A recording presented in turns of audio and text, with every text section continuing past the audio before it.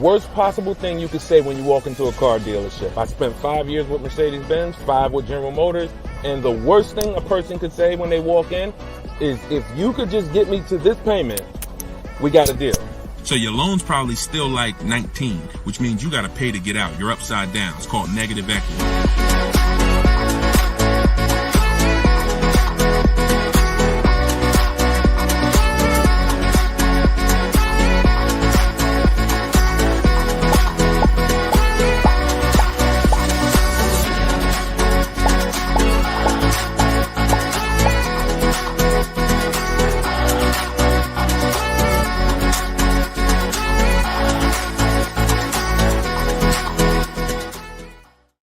Welcome, everybody. Welcome to episode 7, I believe we're on, of Car Shopping Questions and Answers. We're live. Today is Thursday, 3 p.m. If you're watching this right now, then you are live. What we're going to start doing is we're going to start letting you know, because we do rebroadcast these shows all day, so you can, catch up on them. You can send friends and family to watch the rebroadcast, but right now you are actually with us live. So welcome. If this is your first time here, can you type a 1 in the chat? Shout out to the first time people. I just want to see how many people are new. You've never seen me before. You've never been on a live show. Okay, Troop Chat, I see you, Troop Chat. Good to see you. I always like to know, because most of you probably have never been on a live with me before. What's up, Black Hummingbird? Great to see you. So hold on, I got Instagram on my phone here. And as you come in, first of all, I want to introduce myself, because you don't know me. My name is Deshone. I go by Deshone the Auto Advisor. I spent 14 years in the car business, 5 with Mercedes, 5 with General Motors, and 4, I ran my own brokerage. Now what I've been doing since 2020 is showing you how to get below market car deals on purchases, leases, used cars, new cars, everything from home. I'm the author of the book, the digital book, Cars from Home, 7 Steps to Saving Time, Money, and Avoiding Dealerships. And during the show, for 30 minutes, as part of our welcome offer, you can get your copy for 75% off. It's normally $97, but in my TikTok bio, in my Instagram bio, and in the comment section, you can grab your book. You won't leave the broadcast, so you can make sure you get there before the countdown, but you'll still be here tuned in with us. So I want you to start typing your questions, and then Dolan, who's moderating, is going to pull them into the show, and we'll answer them one by one. Okay? Start typing your questions. I see we already got one from Michelle here on TikTok. Bounce back. Type your question on Instagram. I see you. Type your question in. And could everybody who shares, share? I'm only talking to the sharers. I know who y'all are, and I'm talking to y'all. Shout out to the sharers. And I'm still trying to find out. I might do a giveaway once a show for the sharers only, but I'm gonna have to figure out how to see them. So I got to figure out, maybe you screenshot that you shared, and we trying to do something special for y'all above and beyond, because we can't grow this show without y'all. The ones who tell your friends, the ones who invite your friends, the one who tag your friends, the one who hit those share buttons. Appreciate y'all. So we got something coming for y'all very soon. Okay? So pull the first question, and Dolan, let's get the show on the road. Okay, this one from TikTok. Leasing and maintenance versus purchasing and maintenance. Great question. So with a lease, most times all you're doing is oil changes, tire rotations. If you got a luxury vehicle or import luxury vehicle, maybe they require like a brake fluid change. Like when I worked for Mercedes, you had a service A, service B, service A, service B. That's how it usually rotated. And the service B was, brake fluid change, but it's pretty cut and dry because it's a new car. So versus purchasing, then you're talking about long-term maintenance. Then you're talking about, which if you got a good car, you're usually still doing those things up front. But as you own it long-term, now you're doing things like, you're doing the recommended maintenance. So you might have a 60,000 mile service, a 80,000 mile service, a 100K service. These are all things that come in the maintenance book.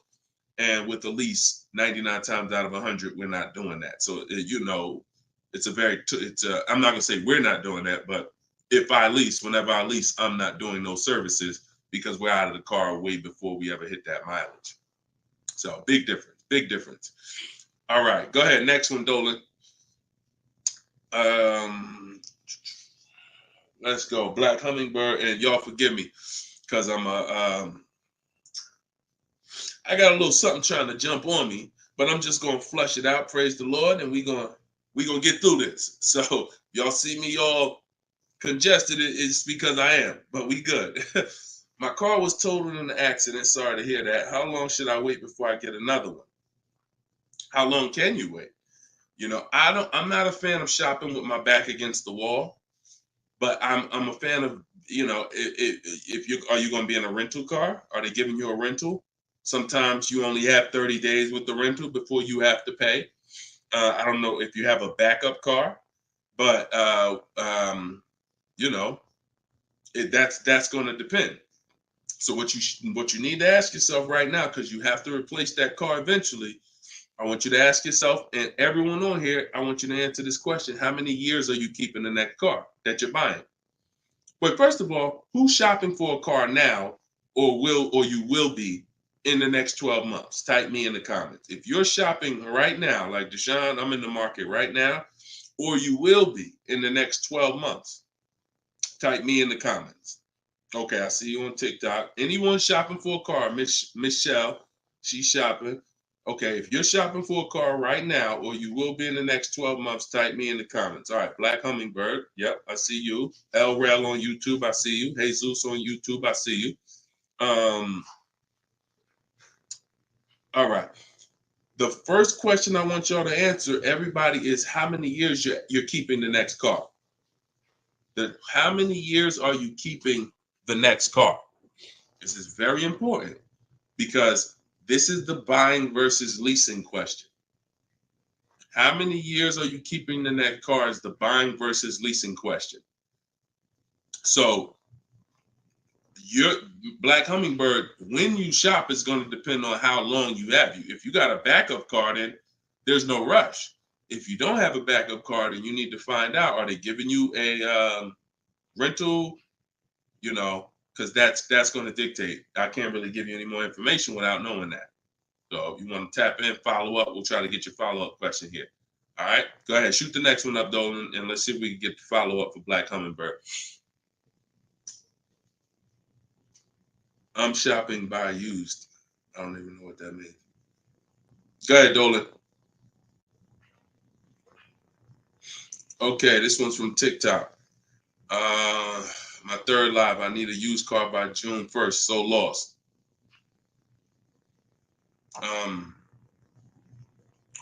Where you lost? Everyone learns differently. So you have to ask yourself, how do you learn?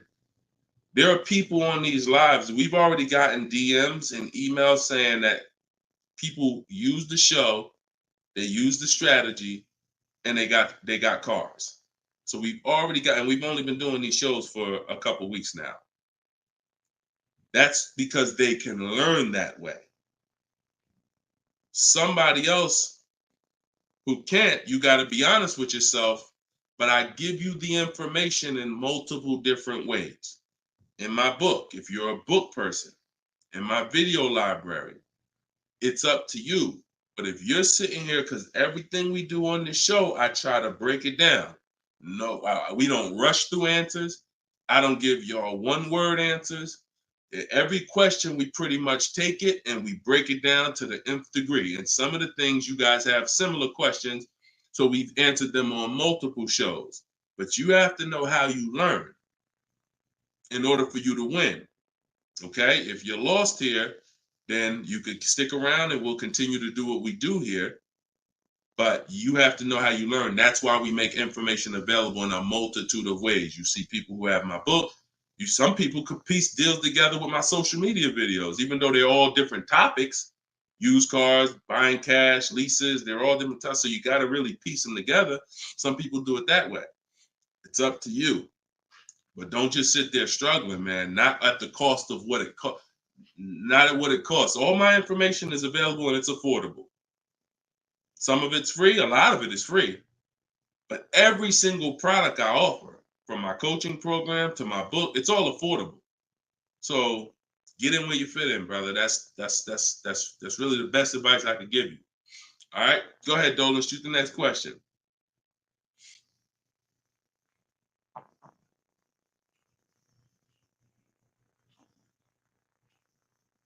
Okay, this one's from YouTube. LRel, what's going on? Peace, Deshone. I'm in the market for a used pickup truck for work.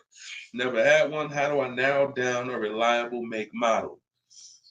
Okay, so if I'm looking at you, the question you're asking is about the quality of the car, not finding a good one. So, example, let's just say there's a Dodge, a Dodge pickup truck. I'm just making this up, and that vehicle has a low reliability score. It doesn't matter if I go find a good one and I use my steps, the steps I'm going to go over with you to find a great used car, because the car overall has a low reliability score. Some Nissans have a low reliability longevity score because of their transmission. It doesn't matter if you use what I'm going to teach you to narrow it down to a great one, because the vehicle overall has a low longevity score. So I think the question you're asking is, how do I find a vehicle that has a good reliable one, and then I'll go shop for it. And because we could switch it. You could have a vehicle that has a high reliability score, high longevity score, but then you got a bad one because you didn't have a process on how to get it. So I think you're asking the first question, which is top level, how do I choose some good vehicles? And that's really Google, and we have a process. It's in our shopping process where we do a reliability check on every single vehicle. It takes 5 minutes to do. You're going to type in the specific year, because years change. You might have a 2019 that has low reliability scores. In 2020, they fixed it. So we got to make sure we're adding the year when we do this Google search. But if I'm looking for a pickup, I'm looking at like a 1500, and I'm looking at, what I need. Some people need 2500 if you need heavy duty or something like that. But then what you're doing is typing it into Google, and you're looking at all the competitors. I'm looking at the Toyota pickup. I'm looking at the Dodge pickup. I'm looking at the Ford pickup. I'm looking at the Chevy pickup. And then I'm just choosing, all right, which one of those do I like? All right, I like those two. Then I'm deciding which one I'm going to like. Now, if you're buying used, you can't test drive it, because you can't test drive a used car until literally you're ready to take it home. You can't go and test drive one here, because the one you end up getting may drive totally different. That's just the way it is with used cars. So oftentimes what you're doing with used cars is you're looking at it, you're looking at videos on YouTube, but you're going to narrow it down to what you like, usually what you see in supermarkets, parking lots, on the road. Oh my goodness. Lord Jesus, help me get through this. And then what you're going to do is you're going to do that reliability check. So you go to Google, you type in the year 2019 Toyota Tundra reliability. Then you're going to skim that first page. So that first page of articles is going to tell you all you need to know. If you see low scores, if you see 7 out of 10 reliability, just skim that. Don't pay attention to any site from a dealer. This is part 4. This is in my book, because this is step 4. Because the next step after this car passes this test is now we're going to shop for it. You can't skip this. So that's why this is a really good question. Some of you are skipping the process of doing a reliability, longevity, and initial quality check on the cars you're getting. And that's why you get cars that are in the shop every 90 days. It's not because you bought a bad one necessarily. It's because the car itself has a low rating. Transmission's going out on you because you didn't do a longevity check to see that car is known to have transmission problems at 80,000, 90,000 miles. So if you skip this little 5-minute step, it could cost you thousands of dollars. So you want to do that reliability, skim those articles, And then because you're keeping long term, you're not leasing, you're going to do the same thing with longevity. So you're going to type in 2019 Toyota Tundra longevity. And that's when you're going to see what they're saying about the car long term. Does it, transmission issues, engine issues? Sometimes it'll say right at the top, these cars are known to last 200 to 300,000 miles when properly serviced. Then your name, then the only mission is, all right, the car itself has great scores. Now I have to find a good one. Okay? That's step one now. Okay? That's where you start. Great question. Okay, go ahead, Dolan. Shoot the next one up. All right, we got Philip on Facebook. Would you say buying or leasing is better right now? Also, what about down payment with leasing?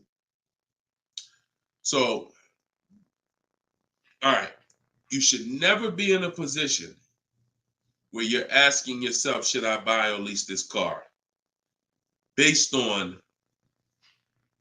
what you feel. Yeah, so I feel like I should buy. No, the buying or leasing question is based on how long you're keeping the car. I have something that I do that I teach called the 8-year rule. The 8-year rule says that if you're not buying a car to keep at least 8 years, you should be shopping for a lease. Reason being is there is no way for you to get a great deal on a car if you buy it when you should have leased it. Because lease deals, when you get a great lease deal, it's so good, it's so low, it's so much less money out of pocket that it will take a buyer years to catch up with you. We did a scenario in the last show where we compared this deal that one of our students got, Frina, who uses my stuff. And anyone who's using my stuff is going to get these deals if you follow my process. It's not, you don't have to be great. You could be a bad negotiator. It doesn't matter. As long as you know how to use a computer and do copy and paste, you can get these deals. But we compared her deal, which she got at $579 a month on this $65,000 car, and we compared it to a purchase, which would be literally $900, $1,000 a month. So how do we make this decision? Very simple. If you are not buying your car to keep for 8 years, you should be leasing it, because in the middle, y'all know when I break this out, if you've been on the show before, this is the depreciation scale. This is how your car goes down in value. I know some of you have been taught, I want to buy my car, I drive as much as I want. I don't want to pay for the miles. But you are paying for your miles. Because check this out. You buy your car here for $30,000. A year later, even if you don't drive it, it's no longer worth $30,000. At best, it's worth $22,000. If you don't drive it 1 mile, it's probably worth $25,000. You lost $5,000 and you never drove it 1 mile. That's depreciation. So your car is depreciating like this. Year 1, year 2, year 3. That's why you flipping these cars, buying cars, trading them in 6 months, a year. You're losing at least $5,000, $10,000, but they'll hide it in a monthly payment. See, a cash buyer, you never do this. Some of you who are like, I pay cash, you never do it. You never buy a car, turn around, I don't like the car, I'm gonna trade this thing in. Because when you come in and they tell you, well, I know you just paid $35,000, but we could only give you $28,000. I just bought the car 6 months ago. You know what I mean? I lost $7,000 that fast? Yep, at least. You're like, all right, I'm not doing that. But with a payment, they'll hide it in the payment, and you don't understand. You just lost $7,000 in 6 months. So this is how you have to see this short-term ownership when you buy a car. My car is going down in value 20% the first year, 15%, 15% the third year. It's losing thousands of dollars. But if I keep it a long time, 7 years, 8 years, it starts to level out where I'm not losing that money anymore. If you have a car outside your house right now that you've had for more than 8 years, I want you to type the number of years you've had the car.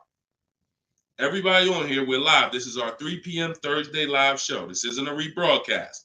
So tell me right now, everyone who has a car outside, type how many years you've had the car.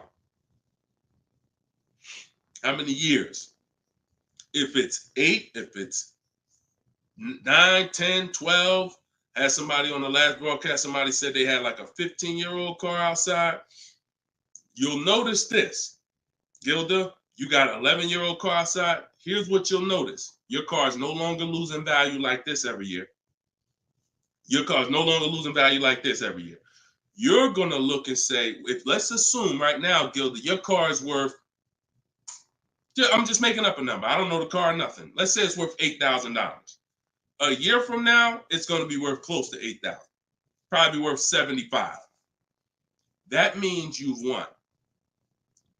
So when you're trying to, when you are buying, wow, Carol's Care has a 18-year-old car outside. So that means you've won, because this is how you win with a purchase, and pay very close attention to what I'm about to say. You don't win when you pay off the car. You pay off the car, but your car's still dropping like this. You didn't win yet. You didn't win yet. You win when you actually pay off the car and now the car is not dropping in value. You beat the depreciation. That's when you win purchasing. A lot of people were taught, don't keep the car that long. And that's where you're losing. That's why leasing is for you. Because there's only two ways you're going to avoid those hits. You're either going to keep the car long enough to get to where people like Gilda and Carol are. Look, Big Rich has these are people who kept cars long term, or you're going to get great lease deals where you're paying pennies on the dollar and you're winning. But those of you who are stuck in the middle, we got to get you out the middle, because you are losing the most money. You buy cars, you resell them. You buy cars, you trade them in 2 years, 3 years, you're losing the most money. You lease, but then you buy the lease. You're losing the most money. You're stuck in the middle. You got to pick a side. There's only two ways to win. Great lease deals, long-term ownership. Anything in the middle, you're losing thousands and thousands of dollars in depreciation. All right, we clear? All right, perfect. Shoot the next one up, Dolan. I see you, Luscious. I purchased the book. Awesome. Congratulations. Enjoy it. This whole show is sponsored by my new book, y'all. It's called Car Shopping. It's called Cars from Home. 7 Steps to Saving Time, Money, and Avoiding Dealers. So we have a welcome special. So you can get your book for 75% off the whole broadcast. Well, 30 minutes. It's normally $97, but you can get yours. We're rated 4.94 on Goodreads. You can get yours for $24 as long as you get to my bio before the 30 minutes expires. And $97 is a great price. Because here's the thing. I got a lot of books on my shelf. I cannot tell you a lot of books that saved me a lot of money. And my goal for this book was to be one of the books where you look at and say, man, this book right here has saved me thousands and tens of thousands of dollars. And that's my goal for the book. And we've been doing well at that. So, all right, this one's from Instagram. Mission Green. I'm in a purchase for 2 years with negative equity. Want to get into a lease. How can I walk away with the least out-of-pocket cap? So, you're in a purchase right now. You realize, Deshone, I'm not keeping my cars 8 years. I want to transition to a lease. Okay, so what you're going to do, the first thing you're going to do is an equity assessment. Equity assessment is when you find out you're going to get the highest bid, because we never sell a car. We don't trade cars. We never replace a car without getting bids on it. We never buy a car without getting bids on it. We never take a loan without getting bids. So what we're doing is we need to get bids, because bids are going to tell us what is the highest offer we can get for our car, which means that would be the smallest amount of negative equity we could possibly have. So as you get these bids, you're going to get your payoff from your bank, call your bank, get your payoff, then go to CarMax. We like to get 6 bids. CarMax, Driveway, Carvana, Kelly's Blue Book Instant Cash Offer. Do not use kellysbluebook.com. It's nothing but a marketing website that it does us no good. Kelly's Blue Book Instant Cash Offer. Auto Nation Sell My Car, and Car Guru Sell My Car. Now, that'll get you 6 offers And once you have those 6 offers, you'll know this is what my best case scenario is when it comes to my negative equity. That's my best case. There's 2 ways to get out of negative equity and get a car. There's 3 ways to get out of negative equity, but one of them doesn't lead to a car right now. So we're talking about the first option. That's what you do, and you want to pay the difference. So you're going to get all those bids, and you're going to look and say, okay, I got a $4,000 negative equity if I sell my car to AutoNation. They're the highest bid. Highest bid, 4,000 negative equity. I would not be taking any other money other than the putting it to the negative equity. If you got $4,000 in your pocket or anything, and you're like, hey, should I put this down? No, we're going to get the next car with no money down. We need to minimize our negative equity by taking the highest offer from the online bidders. Now, once that happens, we close the gap, and that's the way to move. That's the best case scenario. So if you can't do that, then what you're going to do is you have to trade. This is the only time we trade cars. There is no other time where we are going to trade a car, because you don't get the most money trading a car. You don't get the most money trading anything.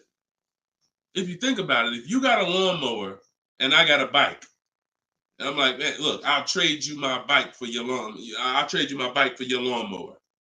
Neither one of us is really getting the most money that we could get. That's a trade. It's like a little compromise. I take a little less because I got something you want, you got something I want. It's different than me saying, you know what, I got a bike. Let me see the most money I can get for my bike, and then I come back and pay you for the lawnmower. And this is how you have to see it. This is why we don't trade. Because when you trade, you're not making the buyer win a bid. You're not making the buyer bid. You're just saying, whatever you could pay me, I'll take it. That's why the first option I just laid out is the best option. But some of you don't have the cash to pay the difference. So you have to now forget about the old car right now. You shop for your new car and you get bids. So let's just say in that example, I find out I'm you. I can't cover the difference and sell to the online bidders. Now I'm going to start shopping for my lease. So let's say I'm shopping for a Jeep Grand Cherokee. I get my offers. I find out who wins the bid. I identify you're the highest bidder, and I'm going to that dealer and saying, okay, you're the best bid. Can you tell me what you could pay for my old car? I'm not telling them what I owe. That doesn't matter. I'm just seeing, what could you pay for my old car? And then I'm going to have them get an offer. Now, it's not, in 99% of the time, you guys, it's not going to be what you thought it was. Which, if your highest offer over here with the online bidders was 22, do not think that dealer who won the bid is going to say, I'll give you 22. They probably say, the most I can pay for it is 20.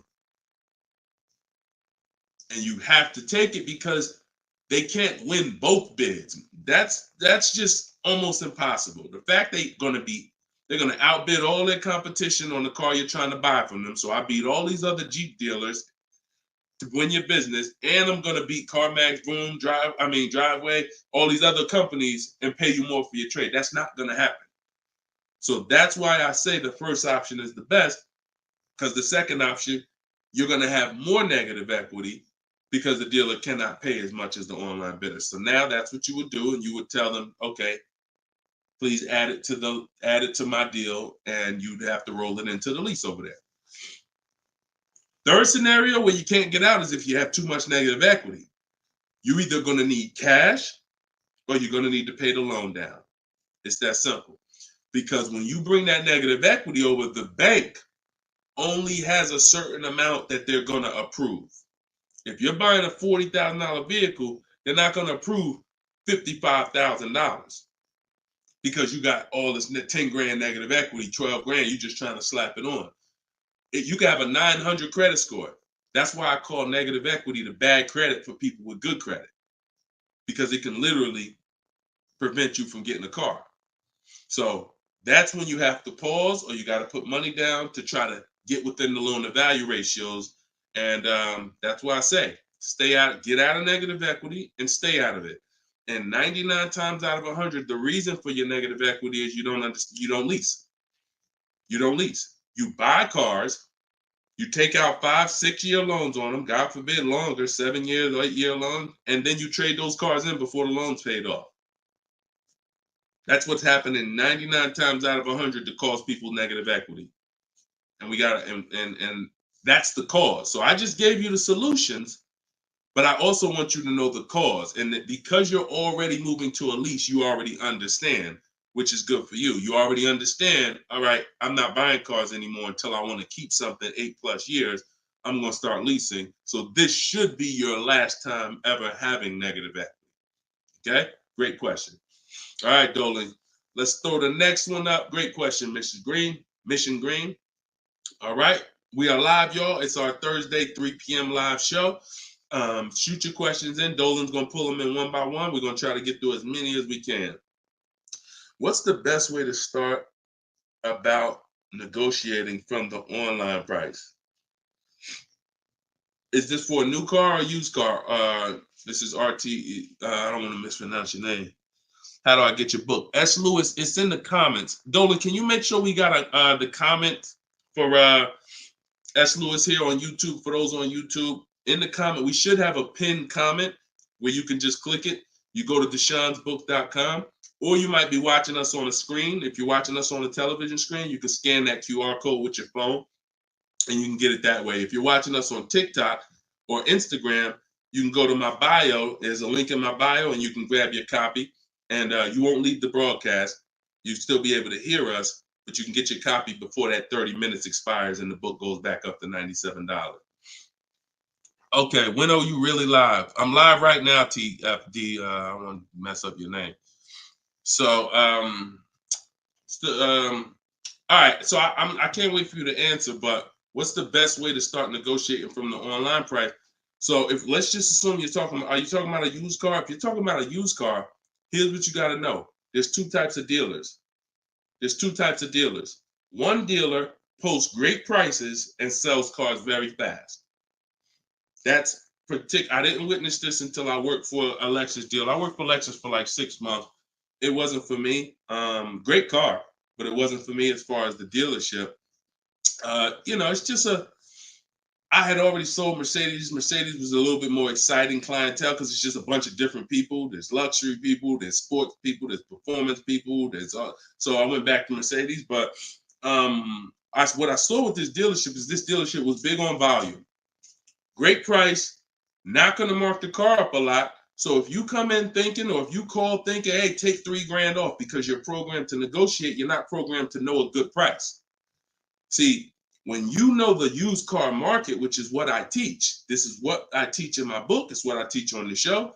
You need to know the used car market because, and remember what I'm about to say, this is very important. What's hurting you is you don't even know a deal when you see it. I've had people who are looking, I'm literally making them an offer that I know the dealership is daggone my manager don't even want to do this deal, but they need it. We need the deal. We behind on our numbers. I'm selling the car. We ain't making, it's like pretty much a break even triple net deal. And they're still looking and questioning it. There's nothing we can do. And the reason why I never get in that situation, and the people who listen, if you listen to me, you'll never be in that situation, is because when you have multiple offers, you know a deal. See, the reason why those people would question if this was a deal, they didn't have enough offers. They didn't see that there's offers $2,000, $3,000, $4,000 more than the one I was making them to know confidently, Deshone, this is better than every offer I got so far. Let me take this and get up out of here. So you don't know a deal when you see one, and that's hurting you because someone who knows a deal, like me, or like somebody that listens to me, give you an example. Some of you are in the same town as some of you have my book. And some of you are actually shopping for the same car that someone else on here is shopping for. that means y'all are competing. So someone who's using my stuff and who knows a deal and who's sitting here talking to multiple dealers while you looking at one dealer slow and doing this, they're going to get that car out of before you even have a time to wonder if this was a good deal. Oh, you know what? That is a good deal. Let me call them back. That car's gone. It's gone. So that's the first type of dealer. They price the cars to sell, and they're not going to be online for more than 24, maybe 48 hours, and they're gone. The other used car dealer is dealers who price them high, and they prepare to negotiate. They're ready because they know people want to see a discount, and they're waiting for somebody like you to come in and say, okay, knock $2-3 grand off, you know. But if they're overpriced, what does it matter? If you're overpriced $3,000, $4,000, $5,000, and you take $3 grand off, you're still, it wasn't the best deal. So don't think so. Some of the best used car deals, when I bought my Infiniti truck, he literally only had $800 he could give me when I got there. I didn't ask for it when I was on the phone because, again, what I say, I'm trying to teach y'all the psychology. I don't want you to know everything that goes on behind the scenes. I just want you to know what to do. But every now and then I got to tell you why you should be doing this.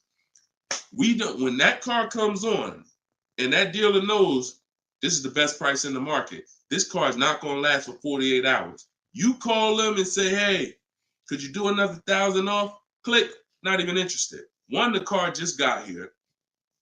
I don't know who you are. I don't know if you're serious. Listen, we ain't got no time for that. What we do when we find that best car is we know we've done all our research online from home. I'm on my way. Only thing I need to know is, has the car been smoked in? Because I can't see that online. That's the only thing. We verify that there's no fake fees, because some dealers will price a car low and then they add fake fees because they want you to come without even asking them about the fees.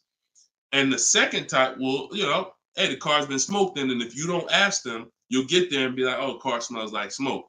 That's the only two things we verify. No bogus fees. Nope, hasn't been smoked in. I'm on my way. Then when I get there, we test drive. Car meets our test drive. All right, boom. Can you do another 500 off, 700 off? Because I already know it's the best price in the market. See, when you know the market, you negotiate intelligently. When you don't know the market, you come in, hey, listen, take $3 grand off. You don't realize you look ridiculous. I don't want you looking ridiculous saying, yo, man, I can't do it. You haven't done your research. I don't want you leaving, oh, man, that dealer don't want to make a deal. No, you didn't know a deal. And you leaving and you like, oh, man, I'm going to find somebody. So this is the science of car shopping online. This is the science. You got to be able to know, is this car the best price in the market? If so, I'm not going to ask for any discount until I get there. Because once they see me, I drove it, they know I'm serious. I know the car's the best price in the market. Hey, can you do another 500? Even if they say no, I know they won. All right, I won. But if they say, yeah, listen, I wouldn't normally do it because the car just got here, which is true. I know that. But, you're here. All right, $500, we got it. Or, hey, look, can we split it? I really don't have the room. In which case, we know they're telling the truth because we know the market. You got it. We'll do it. This is how you get below market used car deals. You don't just stumble onto them. You get what I'm saying? Is everybody clear on that? Type clear if y'all are following what I'm saying. Clear if you're following what I'm saying. You're not going to accidentally stumble into a below market deal. It takes strategy to get below market deals. If everybody could get below market deals, they wouldn't be below market deals. They'd be average deals. Does that make sense? All right, glad we clear. I see you, Michelle. All right, shoot the next question up, Dolan. Let's roll. Let's keep it going. I see you, Rose, on Facebook. All right, Blooming Chosen One from Instagram. Almost done closing at 1%. Let's go. Come on.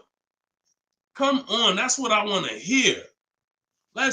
Come on. If y'all don't understand, Blooming Chosen One is about to close a 1% lease deal. That means her lease pay, I'm assuming that this is a woman. I can't see, so forgive me if there's no picture. She's about to close a lease deal at 1%, which means her lease payment is 1% of the MSRP, no money down. I just want to make sure it's clear, chosen one. We don't, if it's money down, it's not 1%. It should be like $400 a month. I'm giving you $400, car's $40,000. That's 1%. So, any tips on techniques for finding great deals on insurance? I use Insurify or I use Jerry. These are apps that shop on websites that shop multiple carriers. And I know it's Kayak and stuff like that, but what I found is Insurify has like insurance companies that we don't know about. It's painful shopping for insurance unless you have something that's actually, because think about all the insurance companies around us that will want to give us auto insurance. We don't know about them though. Small companies, they don't have the advertising budgets. So you want a tool that's going to connect you with all these insurance companies, not just the big name ones that we all know, Liberty Mutual, State Farm, that got the, $1 billion marketing budget. Some of the smaller insurance companies, we want to get those offers. And so Insurify.com, I'm not sponsored by them. I just love multiple offers. So I love multiple offers. And so any tool that gets me multiple offers on anything, I love. So yeah, that's what I would say. So keep me posted. I told you, I want to see your deals. See, she didn't even say what car she's looking at. That's how we know. See, people with no skills, all they talk about is the car. Just got the new Range Rover. Yep, just treated myself. Retirement gift. All they talk about is the car. And I'm not stepping on your toes, but you like Deshone, that's me. That's me. I know who I'm talking to. When you start getting skills and buying cars, making people bid 90 minutes from home, using my systems, the first thing that you're excited about is the deal. The car's second, but the deal's, once this deal's closed, now I'll get excited about the car. All right, good job. Great job. I love it. Go ahead, shoot the next one up, Dolan. All right, from TikTok. Is it true that there is no need for down payment? That if you do it, it goes to the salesperson's commission. If you do it wrong, if you are doing a down payment, it's between you and the lender. If you go in and you're a payment shopper, then your down payment is usually going to go to commission. A payment shopper says things like, how much does that car cost a month? Okay, that's a little high. Could you get it to, could you get it like under 6? That's a payment shopper. No idea about the numbers, just talking about payments. If you stop doing that, and if you've done that, see, I don't want to, look, I hope we're building a community here where people could be honest.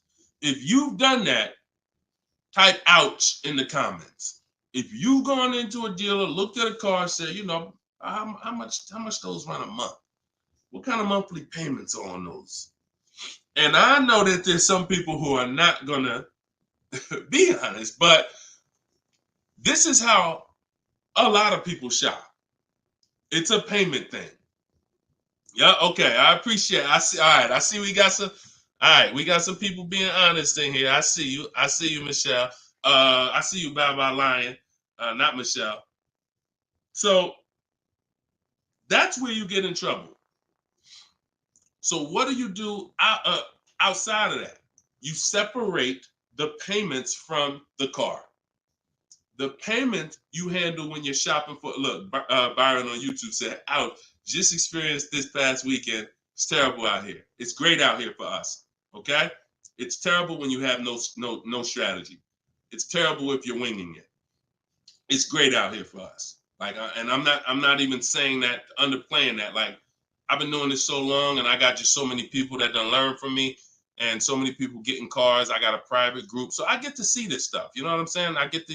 If you guys been on these shows, I share people's stuff. I share Tope stuff, Greg's deal. This is our book, 4.94 on Goodreads. Get your book 75% off, or you can wait and miss the 75. You can pay 97. Either way, it's worth it. Either way, but $24 is better than $97. In my TikTok bio, you got 30 minutes, or in my Instagram bio. But check this out. Kimberly's deal. She saved 20 grand off her Maserati. Look, Bonita, middle of the pandemic. So we've been hearing since we started this whole thing, yo, it's terrible out here. Man, there's no deals out here. Middle of the pandemic. Look, December 2022. Blood in the streets. Kia Telluride, one of the most popular vehicles of the last 3 years. Bonita, from home. Kia, 2023. 600 down, 600 a month. People paying $800, $900. There's people right now that's going to watch this broadcast that has this particular car paying $700,000, $800,000, $900 a month for it. This same vehicle. So, Charles, Hyundai Palisade, top 5 most popular vehicles the last 5 years in this category. Look, $597 a month, $48,000 truck. So it's what you know. In fact, it's what you don't know. So I would tell you, yes, when you are winging it, when you shopping, when you just winging it, yeah, Byron, it's gonna seem like, man, it's horrible out here. When you step back and start using my bidding systems and letting these deals come to you, letting loans come to you, you're gonna feel like you're in control. You call the shots. Okay? So that's what I want everybody to know. It's all perspective. You know, somebody who's never had a fight in their life may be like, oh, shoot, I'm gonna lose this fight. Mike Tyson, he's not worried about losing a fight. And I hope he's not throwing this fight. So, another end. It's all about what you know. You learn better skills, you get different results. You keep the same skills, keep shopping like our grandparents shop, keep shopping like our parents shop when there was no internet, keep shopping like it's 2005, you're going to get those same results. All right?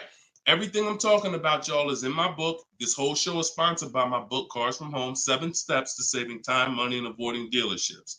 My whole shopping system is in there. You can get yours in my bio. I just said that. So go ahead, Dolan. Shoot that next question up that you had up on the screen. My lease is up this year, but I'm over 4,000 miles, and a car dealer just told me if I lease again that I'll have to pay for the over miles. What do I do? Okay, I want you to know something, and I want you to hear me clearly. Dealers who tell you they'll cover the mileage. I know some of you have heard this in the past. You know, my dealer said if I release a car from them, they took care of the mileage for me. No, they didn't. No, they didn't. Mileage is never taken care of because mileage is between you and the bank. You told me you were going to drive this, the bank, not the dealer.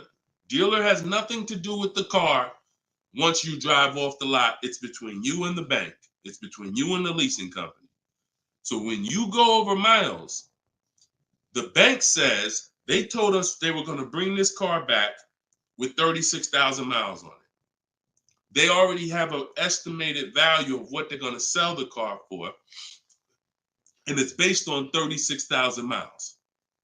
That's why if we're under miles, we always do an equity assessment. You're going to do this either way, Miss B, but this is one of the main reasons when we're under miles, it doesn't matter, because if we drive less than we told them we were going to drive, we want to see if there's any equity that we can actually pull out. If you didn't know you can sell a lease, yeah, that's another discovery.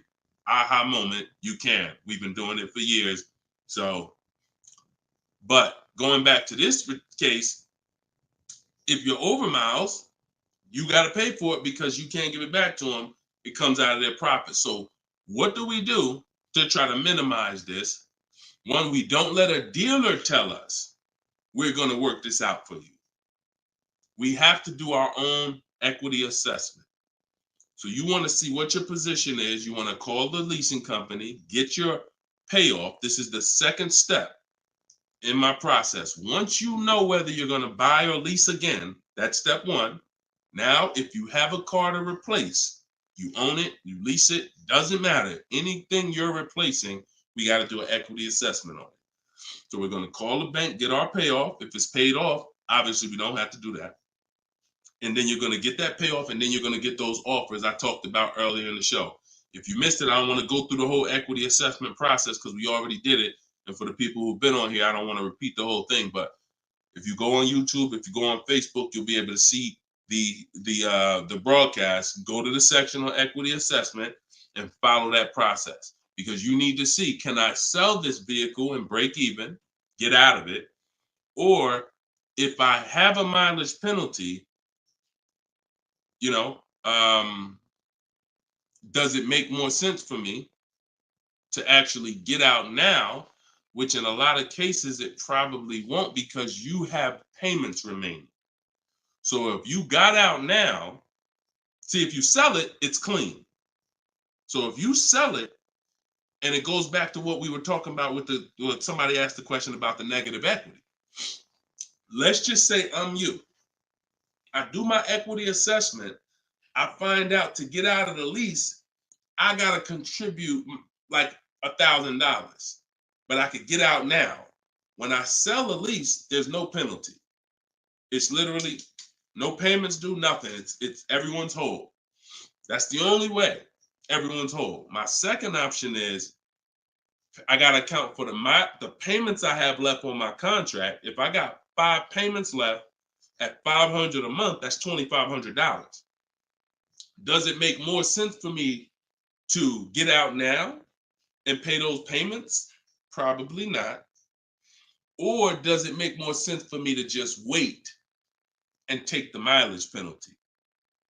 So those are the 3 things you're comparing. Selling the car, and you're seeing what's the least money that comes out of my pocket. What's the best of those things? Selling the car, getting out now and taking the payment hit, because all those payments are going to be due. They're going to have to be rolled over to your next vehicle, or driving the car until you get close to the end of the lease, and maybe maybe it depends on how much you drive per month, and maybe you're 8,000 miles over, and that's a $2,000 mileage penalty. So these are the things you have to think about. But I'm telling you that if you just walk into a dealer and say, hey, could you work this up for me? Now you don't even have the luxury of guaranteeing you got the best price on the car. So now, because they see you as desperate, oh, she needs help, she don't know what she's doing, so let's just work these numbers, move these numbers around, and tell her, hey, we got you to this payment. Does that work? Now you're a payment shopper and you don't even know. Just give me to a monthly payment that makes sense. You didn't realize that you overpaid, and they're packing that deal, and you overpaid by probably $4 or $5 grand because you wanted to let them do it. So those are 3 scenarios, and it all starts with the equity assessment.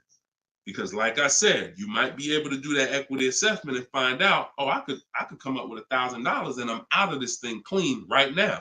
Or you might break even. It depends. That's why it's always an equity assessment. Equity assessment is probably everything in our process is important, but my God, skipping the equity assessment, you're skipping probably half of your transaction. Okay? And if you don't know how to do equity assessment, watch the show earlier. If you have my book, it's all in there. It's up to you. Go ahead, Dola. Shoot the next question. Bought your book. Thank you for doing this. Thank you, Michelle. Enjoy it. Use it. Use it and win for the rest of your life. Use that book. And it's a digital book, so you don't have to worry about when it needs updating. I just update it. You'll open it one day. Like, let's say you get your car now. A year from now, you open up that book and you're like, all right, I need another car. My spouse need a car. My child need a car. Man, wait a minute. There's different stuff in here. That's why you always keep the email I send you with the master link in it, because that's where I update the book. All of you who got the book, when you download it, don't save the email, because when you click that master link, that's where I update the file whenever something changes. So, and I couldn't do that with a print book. I can only do that with a digital book. Yeah, don't worry. I don't do trades, J. Paul. So if you ever see somebody selling crypto, all of that, like anybody with a decent amount of followers is going to have knockoff accounts. Like, I do car education. That's all I do. I don't do crypto. I don't do none of this other stuff. It's been fake Deshone the Auto Advisor accounts since we was on TikTok. We got 1.5 million followers on TikTok. The fake Deshone the Auto Advisor accounts started popping up. Nothing we can do about it. You got to watch it, though. Watch it. Okay, this one's from Instagram. Considering a lease of a Lexus electric vehicle. First time lease customer. Do you have any advice shopping for a lease premium electric vehicle? Same process. Same process. My system doesn't change. I'm gonna tell you, there's only one scenario where it changes, but electric cars, look, doesn't matter. Look, Look at Sean. Bids. F-150 XLT electric. Bids. $73,000 vehicle. He got it for 57. He saved over 20 grand. Bids. That's electric. Electric. You don't know what rebates there are. You don't know what's what. Rolls Royce. Bids. Popular cars. Bids. Exotic cars. Bids. Doesn't matter. Process is the same. The only time that bidding is not called for when purchasing the car is with Tesla or any manufacturer where the price is set. No matter where you go in the country, it's the same price. You buy Tesla in New Jersey, same price in California, same price in Minnesota. One price all around the country. You order the car. That's it. I don't care if you have GM supplier pricing. That everyone's doing a different price. Some people are not going to tell you. They won't tell you what the rebates is. Some people, oh, Deshone, I'm a Ford employee. I get Ford special pricing. Bids. Because 80% of dealers are going to lie and not give you the real Ford special pricing. Everything is bids. Put everything under there. All right? Go ahead, Dolan. Shoot the next one up, brother.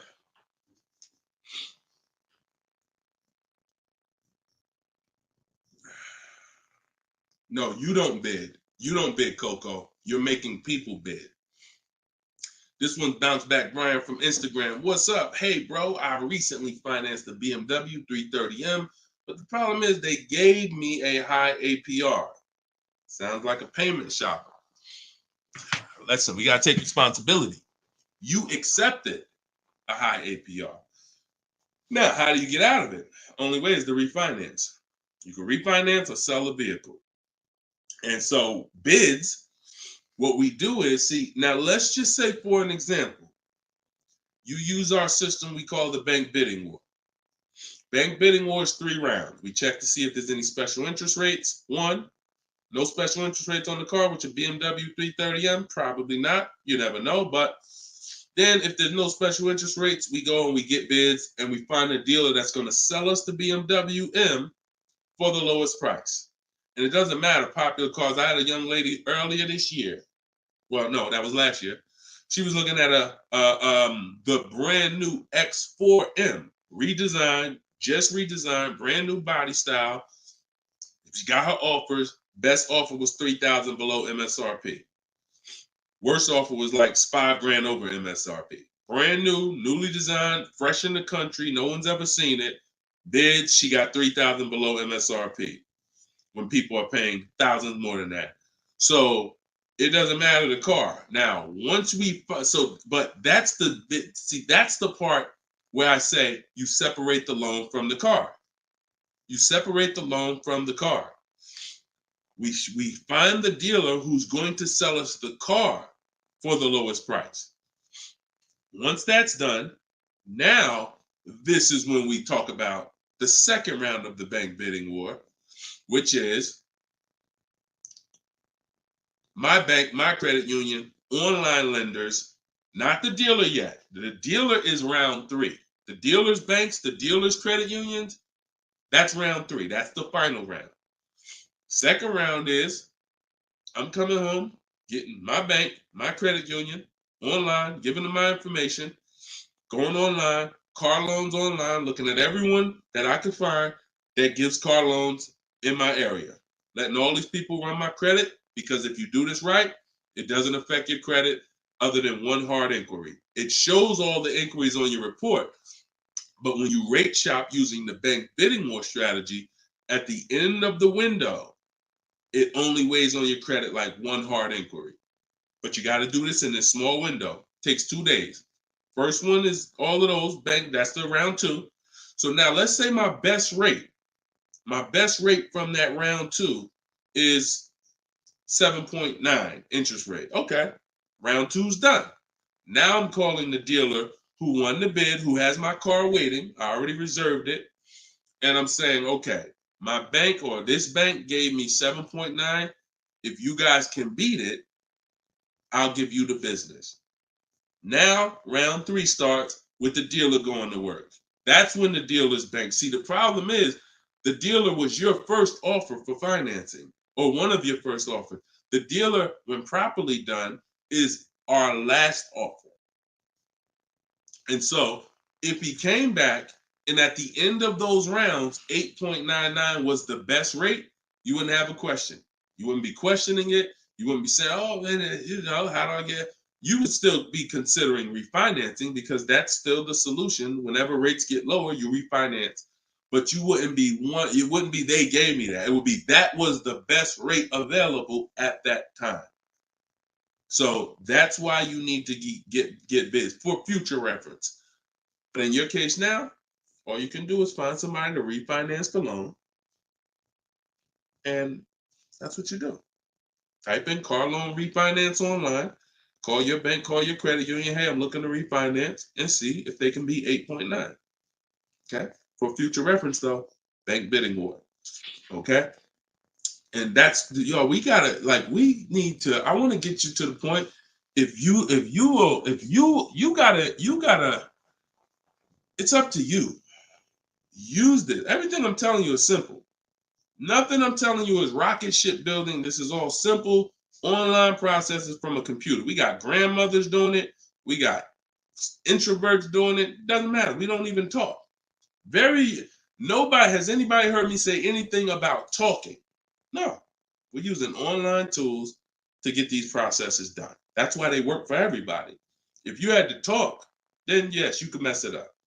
But this is for the future reference. We want to guarantee that we got the best price. And the only way we're going to do that is with bids on everything. Okay? Go ahead, Dolan. Next question. Great question, though.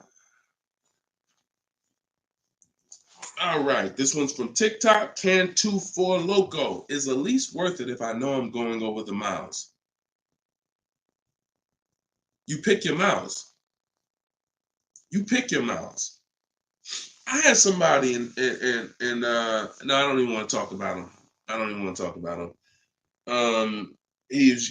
Somewhere along the line they told him it was okay. So you pick the miles on the lease, and I would never in a million years pick less miles than I need.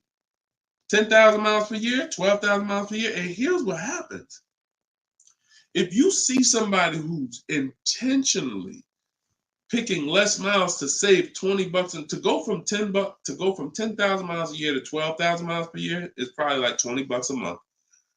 To go from 12,000 to 15,000 for most cars is probably another $25 a month.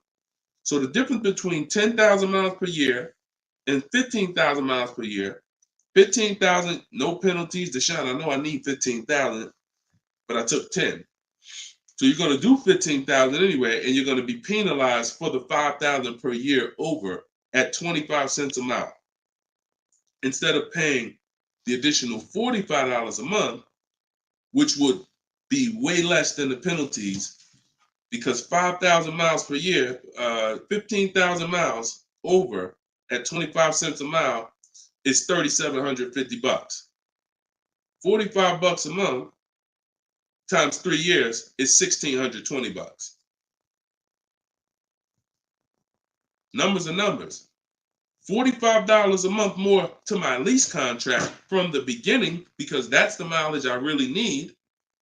I'm paying $1,620 extra over 3 years to have a comfortable lease experience, no penalties, and I can enjoy my lease. Versus taking 10, knowing I'm going to drive 15, and then looking and saying, dang, I'm over miles by 15,000 miles, and how can I avoid this almost $4,000 bill that's coming? Choose your mileage wisely. Deal structure. Step 3, I got a whole step in my process on deal structure. This falls under deal structure. So we never take a lease knowing we're going over the mileage. We just never do that. We're setting ourselves up to not enjoy the lease. For what? That's it. Step 3 in my process, I got part of deal structure. I got a section in my book on this, is choosing your mileage wisely, where you look and estimate how much you drive, Or if you have a car, you just look back and say, all right, I drive 12,000 miles per year. You can look back at what you drove. If you don't have a car, then you're just going to look and say, all right, how many miles do I drive to work? Okay, and you add the miles up, and you'll see throughout the year. Oh, plus I'm gonna take a vacation. I want to go down. I want to go on vacation 2 times a year. That's gonna be another 1,000 miles each. All right, perfect. I need 14,000 miles a year. It's a 5 to 8 minute exercise, but you haven't been taught to do it. So there's nothing in my. I don't skip anything because I've been doing this since 2006. I've seen thousands of scenarios working in dealerships, General Motors, Mercedes, thousands. And every time I see something that is horribly wrong, that's costing somebody money, I just made sure I added it to my process. Okay, I'm gonna make sure anybody who listens to me doesn't do that, because this is what happens when they do that. So we got to choose our mileage wisely to actually enjoy our lease. Okay. All right, y'all. Look, we hit 1 hour and 6 minutes. I'm gonna wrap it. I usually try to go like 1 hour and 15 minutes, but as y'all can see, I'm actually struggling to get through this. I need to go and get me some tea, and that's what I'm gonna do. This is our second show for the day, and some of you may be watching us on a rebroadcast, but right now we're live. We've been live Monday, Tuesday, just so y'all know, and I'll probably have a link in my bio by tomorrow to our calendar. But most days we're going live Monday and Tuesday, Thursday and Friday. We're going live at 12 noon Eastern time, 3 p.m. Eastern time. So that's when our show is going to air live.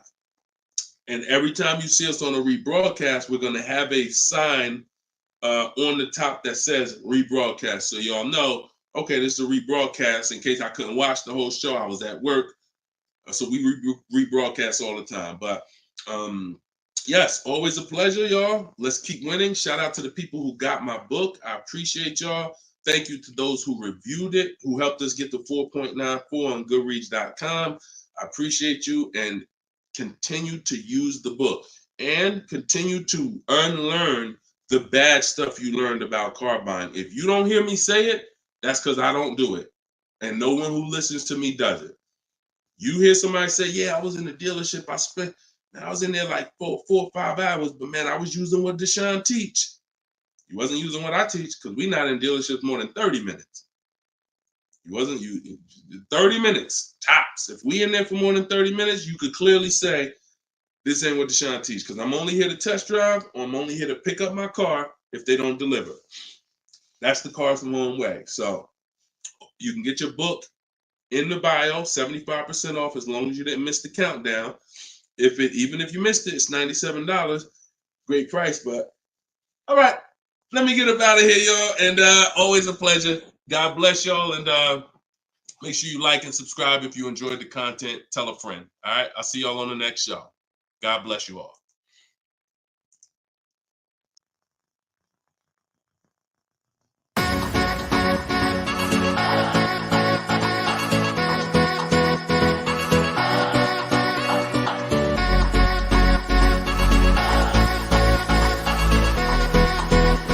The worst possible thing you could say when you walk into a car dealership. I spent 5 years with Mercedes-Benz, 5 with General Motors, and the worst thing a person could say when they walk in is, if you could just get me to this payment, we got a deal. So your loan's probably still like 19, which means you got to pay to get out. You're upside down. It's called negative equity.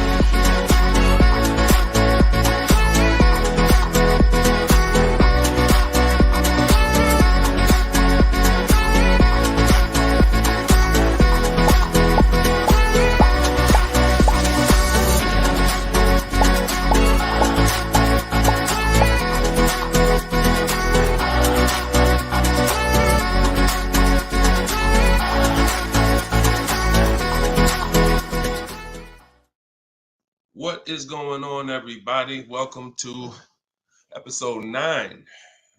Maybe episode 8. Either way, I'll make sure the right episode is in the comments. But welcome to Car Shopping Questions and Answers. This is our live show. It is Monday. This is our noon show. We want to make sure that you know when we're live and when we're rebroadcasting.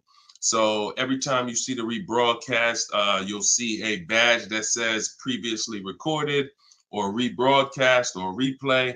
But whenever you don't see that badge, then you know we are live, and you can engage with us and ask your questions, and we will make sure that we get through as many as possible. So come on in. Everybody just come on in. I'm actually just sharing this broadcast on Facebook now. And on TikTok, welcome. I see you, Claudia. I see you, Dreamer. You guys can start typing your questions in. And let's do a little housekeeping first while we let the first couple questions come in. If you don't know me, this is your first time ever on a live with me, type the number 1 in the comments. I want to give a welcome to the first time people who've never been on a live with us before. And welcome back to the people who've been here before. I'm your host, Deshone. I'm known as Deshone the Auto Advisor. I spent 14 years in the car business with Mercedes-Benz, General Motors, and running my own brokerage. And now what I do is I teach people the science of car shopping from home. I'm the author of Cars from Home, my new digital book, 7 Steps to Saving Time, Money, and Avoiding Dealerships. And everything that I talk about, if you've seen any of my social media videos, everything is based on one of the 7 steps in our shopping system. So we don't hold back. So you guys can come in. I see a lot of people on TikTok coming in. Could y'all start tapping the screen if you're going to spend 10, 15 minutes with us? We're usually here for at least an hour. If y'all can start tapping the screen so we can let TikTok know we're about to talk some serious money over here. Frankie, I see you. Good to see you, Frankie boy. Thanks for sharing. Shout out to the sharers. And whenever we have the first question, we will certainly get down to it. Also, if you, all of you do have the opportunity to get my new digital book at 75% off. I always like to let you know about this welcome offer. The book is normally $97 and it's currently 4.94 stars on Goodreads.com. So thank you to all of you who have taken the time to rate the book, to review the book. But most importantly, thank you to everyone who's using the book so that you can stop car shopping like our grandparents. No offense, but most people are shopping the way our grandparents shopped before there was internet, before there was leverage. And my mission is to show anyone who's willing to listen how to stop doing that and how much money that's costing them today. All right. Did we get the first question yet, Dolan?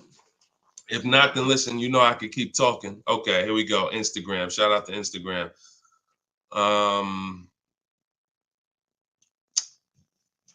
All right. How long should you wait to refinance? It's a good question. I would refinance when it makes sense. If you have rates are high right now compared to where they were a year ago, 2 years ago, 3 years ago. So if you guys are in a higher interest rate than you could qualify for today, then you want to refinance as soon as possible. If you have an 8% rate and you could refinance to a 6% rate, you guys know on this show, if I talk about the money, 2% on a $30,000 loan is thousands. That's not hundreds. So if you have it, on some of you have improved your credit. So you may have had a lower credit score a year or 2 years ago when you got your car, but now your credit score is higher. So you want to make sure you are following this guideline though. Most of the people who want to loan you money want you to take more for longer. That's just what they want you to do. I am of the mindset of you don't want to stretch the loan out long. You don't want to stretch the loan. You don't want to stretch so if you've already paid for a year or two, you don't want to stretch the loan out longer because they'll want you to take it longer. They'll tell you right up front, if you take a 6-year loan, your payment's going to be this. Meanwhile, you've already paid for 2 years. Don't fall in love with the new lower payment. Fall in love with paying as much as you can at the higher interest rate. So if you can pay a higher payment for 4 years, pay the highest payment you can to get the loan out of the way faster. Don't be tempted to stretch out the loan and go longer with it. Or else you're falling into that trap. Like I said, people want to loan you money, want to lend you more for longer. They take it for 6 years. You could always pay it off earlier. They're hoping you don't. Okay, so that's typically the rules of thumb that I like to follow. All right. This is from Instagram. Well, this is Luna. I was desperate and just got the first deal. I set a very high payment. Can I refinance for a smaller amount? Luna, weren't you on the show a couple of days ago? I was desperate and just got the first deal. I set for a very high payment. Can I refinance for a smaller amount? It's probably going to be early for you to do that. Did you? Hold on one second. If you hold on, let me open the Instagram comments so I could actually see. I know Dolan's bringing the comments to the show, but I want to make sure I could actually see the Instagram comments. Hold on. Okay. So because if you just got the vehicle, I mean, you could try to refinance, but it depends on how high of a rate they gave you compared to what you could have gotten if you would have followed like our bank bidding war process. You bought a brand new 24 Mitsubishi. Okay. Haven't you been on the show, Luna? This isn't your first time, right? You've been here. You've been with us for a couple. You've been with us for it was in December 2023. Okay. I appreciate it. Thanks for the information. That's why I wanted to see the comments so I could actually have the dialogue with you. Yeah, I mean, that's all you could do. You could try and you could try to refinance online. You can go on Google and type in auto refinance online and start to see what those companies look like and see if but you need to know your rate, and then you need to know what the companies that'll refinance you are offering you and see if it makes sense. If you got a higher rate than you could have gotten, then certainly you can refinance. If they got you the best rate that you could qualify, then you may have to wait a little longer, but usually, it doesn't hurt you to check, especially if you're in a considerably high interest rate. You certainly want to see if there's a possibility, because like I said, 2 points, 3 points on an interest rate is thousands of dollars, not hundreds. All right, TikTok, y'all gonna spend some time with us. Can y'all tap the screen and shoot the likes up if you're gonna talk money with us? Here's the thing, y'all. I'm gonna be honest with y'all. Y'all know I've been this way from day one, and I can't be any other way. I'm considering, and some of you know, I'm gonna tell y'all a story because I'm gonna keep this real, real, right? So in 2021, we did a podcast. It was called the Auto Advisors Podcast. The Auto Advisors Podcast got 10,000 downloads in the first 90 days, which was a great metric for a new podcast. I stopped it. You know why? Because we're in the way the podcast is, and I'm just keeping it 100% with y'all. I'm never going to stop doing the information, but if people don't engage with the show, then we'll just keep the rebroadcast going. The rebroadcasts are great. I'm 100 for my lifestyle, for my getting the information out. We do tons of free social media videos. I just don't want y'all to be questioning, Dad, why Deshone not doing the live show anymore? Because the live show needs to make sense.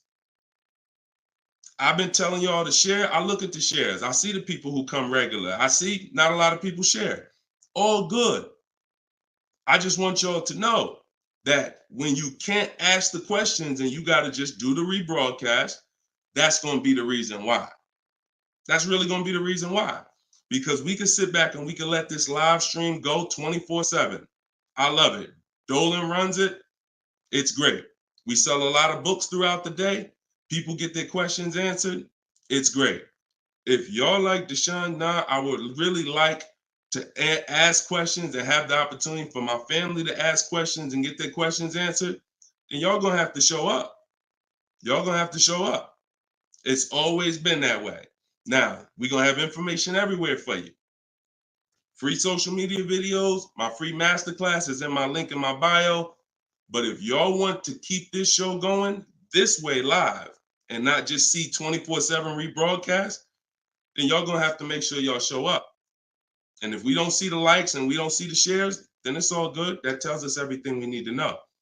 because there's nobody out there doing what we're doing right now. So if it was 20 other people doing these shows, then I understand. We got to make sure we're better than them. There's nobody doing what we're doing right now.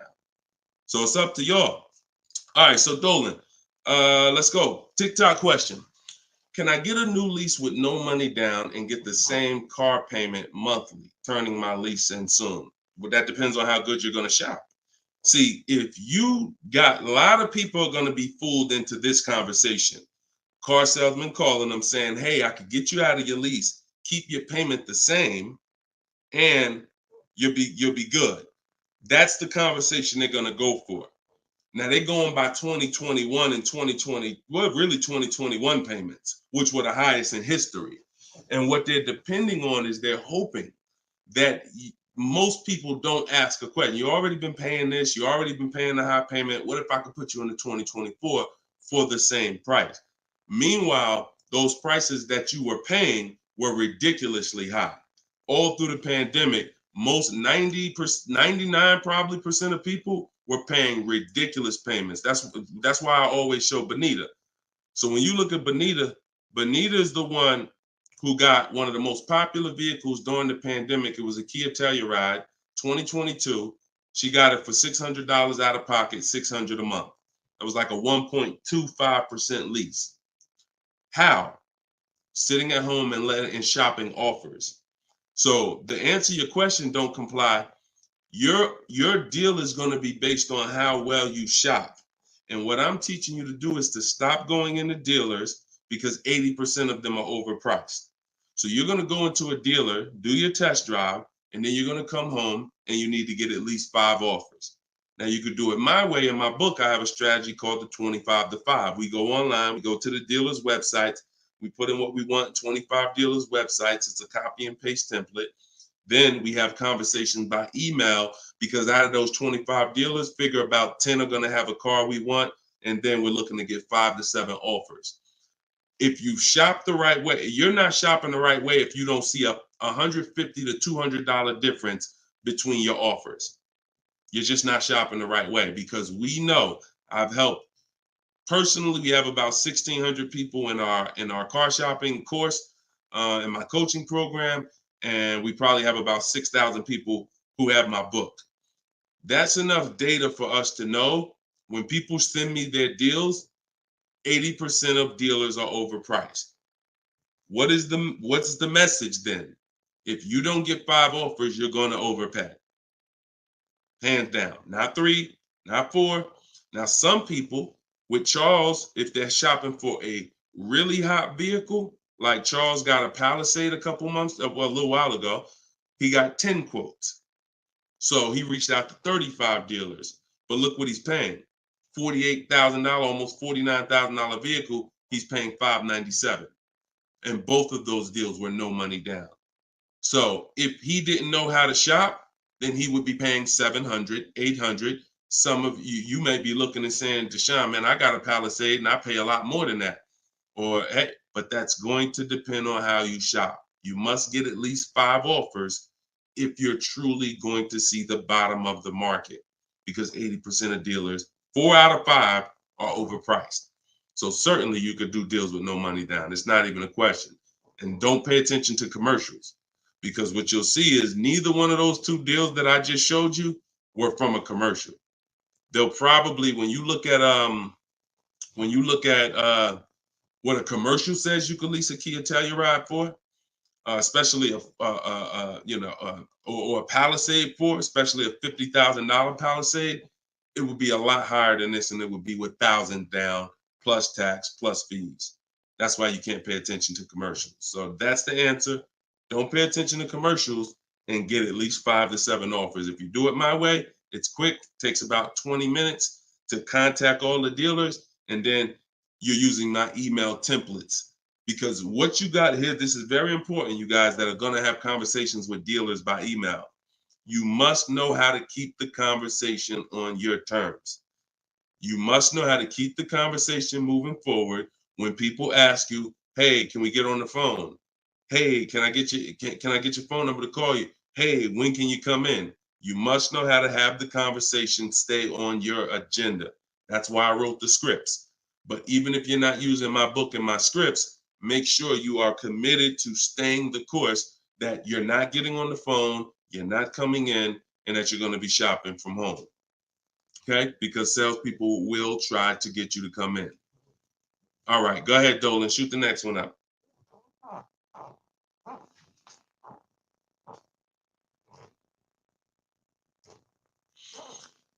Okay. Hi, the dealer wants to run my credit card. I just watched one of your videos and you said don't let them do that. They want to run your credit card for what? Let's give Bless the chance to type. Are you purchasing something? They want to run your credit card to run your credit? Or did you mean they want to run your credit? What are they trying to run your credit for? I mean, your credit card for. Now, if you have made a deal with somebody, you know, when we make a deal online, oh, you mean running your credit. For what? What's the purpose of you running my credit? And that's not even what the ad. See, when you request your offers, you're requesting your offers by email. And we're always telling them assume tier 1 credit. There's nothing else for us to focus on. What is the purpose? Now, again, let the 80% do what the 80% do. Lie, tell you stuff. You need to have other dealers in your inbox to know. Sometimes people say, well, Deshone, this dealer said, this one dealer said they don't lease. I said, okay. How many other dealers that you talked to said that? No one yet. Okay. When 80% of them say that, that means they don't lease that car. One dealer, they might be having customers come in, don't know what they're doing. Oh, yeah, no, you know, we don't lease. Oh, okay. Well, I guess how much is it to purchase then?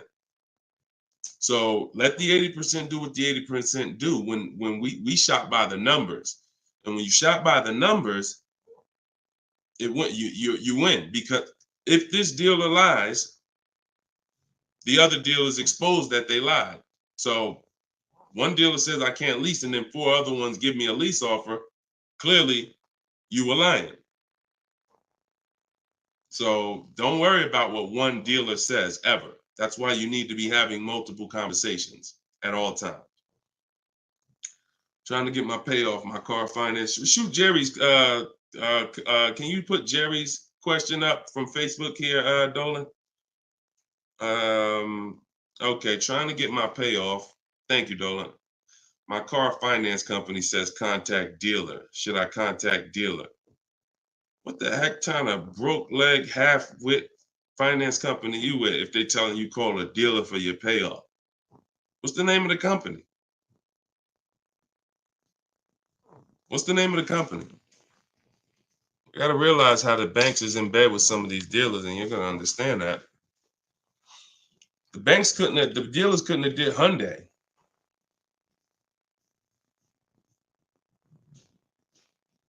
Why would they tell you contact the dealer for your payoff? Scumbag. I would call and speak to somebody else. The dealer has nothing to do with the car. If you don't pay that Hyundai, you don't pay your payment for 3 months, is the dealer coming to get the car, or is Hyundai coming to get the car? No, dealer is forget about the dealer. The dealer is just a franchise. They're there to sell you the car and put the deal together. Once you drive off, it's between you and the bank. It's between you and the leasing company.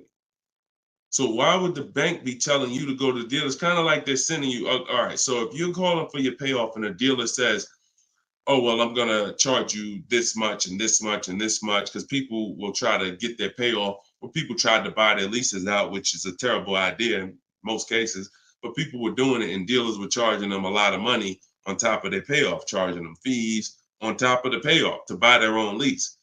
So I would call Hyundai and I'd ask for somebody else. I literally try to escalate that. Can I speak to a manager? Can I speak to somebody? Why are you telling me to call the dealer when the dealer is not who? The dealer has nothing to do with the car anymore at all. From the day you bought it, it's between you and the bank. You're the one that I owe. Why can't you tell me my payoff? And I would speak to somebody until I can get somebody on the phone who can give me an intelligent answer. That's ridiculous. That's ridiculous. TikTok quiet today. Y'all quiet on TikTok, boy. What's going on? Are y'all gonna send questions in? Let's keep them coming from Instagram then. TikTok, y'all usually be the ones sending the most questions. Let's go. What's up, Ron? What's up, James? Let's go. Type in your questions if you want. Let's go. We'll be here for about an hour. Deshone got the ebook. Sent email templates out, got responses, perfect. Using the counter offer calculator, perfect. And they either stop communicating or say I have to come in to do any further negotiations. We have scripts for that.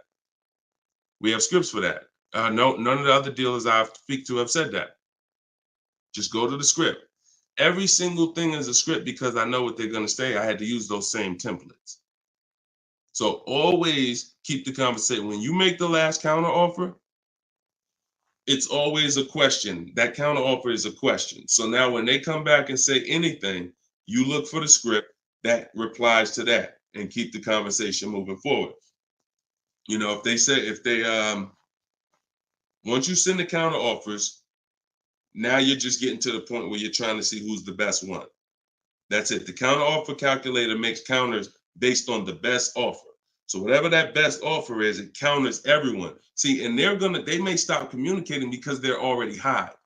So if somebody gives me a 1.1% lease and other people give me a 1.4, 1.5, 1.6, when I counter, I'm countering based on the 1.1. Because once one dealer gives me that type of discount, I know that y'all just choosing not to. That's why if they say, how'd you come up with that number? The script is always, it's a little bit lower than my best offer I have already. So they know you can act like this is the bottom price that you have, but we already have the best offer here. That's why we always put in the offers, and the counter offer calculator creates the counter offer based on the best offer. I don't care if none of y'all reply anymore because y'all already showed me y'all are overpriced. So I'm gonna let you know that based on my counter offer, I know this deal could be done. And if the lowest offer, which may happen, says, look, I don't have no more room, I gave you the best, then I snatch that offer. As long as you got 5, then that's really the bottom. And that's the purpose of the counter offer, is to make sure before you close the deal, you have made a counter to make sure you know where the bottom is. But don't let them respond. Forget it. They probably, oh, he made this low offer. You know you could do that deal, but that's all right. I'll get the car from your competition. All good. All good. All right, next question, Dola. All right. All right. That might not have any other questions. I have an isolated event. Car was total. Check getting cut this week. Can I pay to speak with you 30 to 60 minutes for a single purchase? No. No offense. I've been helping groups. You gotta understand, y'all. Look, I have been helping groups buy cars. Look, let me show y'all something, okay?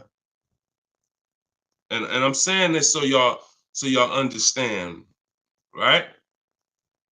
Since 2021, this is my private group right here. All right. This is my private group. We have 1,400 people in the group. Now, not everybody who joins us in Maps Academy joins the group, because some people just don't come to Facebook. They'll come on my Zoom coaching calls. But this is how I help people one-on-one. Not even one-on-one. This is how, when you see, can everybody see this?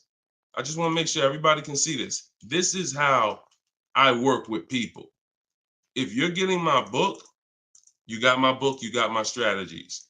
This is what we've been doing. Look at the dates. Look at the dates on these cars. All recent. So I don't work with it. It makes no sense for me to work with somebody one-on-one. I don't have to. The people who have been in my group since 2021, we get to the deals, because there's no situation that you're in that's a special situation. I guarantee you that. It doesn't matter. I've had thousands of scenarios. Nothing that you have is special where it requires this special process. Your car got totaled, you need a car, you're going to follow the 7 steps. That's not going to change. If you don't have a car, you can skip the equity assessment. The rest of the 7 steps apply. It doesn't matter. You think you need a special plan. No, you need a plan. And that's the plan that I have in my book or in my group or what I'm answering here. So you can feel free to ask your question. But your situation, this is very common. There's probably 1 million people around the country in your situation right now. Car was totaled, need a car. Common, very common. I know it's like overwhelming for you, not for me though. Super common. Okay, yeah, check your spam, Jerry. Check your spam or your junk folder. All right, Troop Tip. You see that question from Troop Tep on TikTok, Dolan? Unless you got something before that.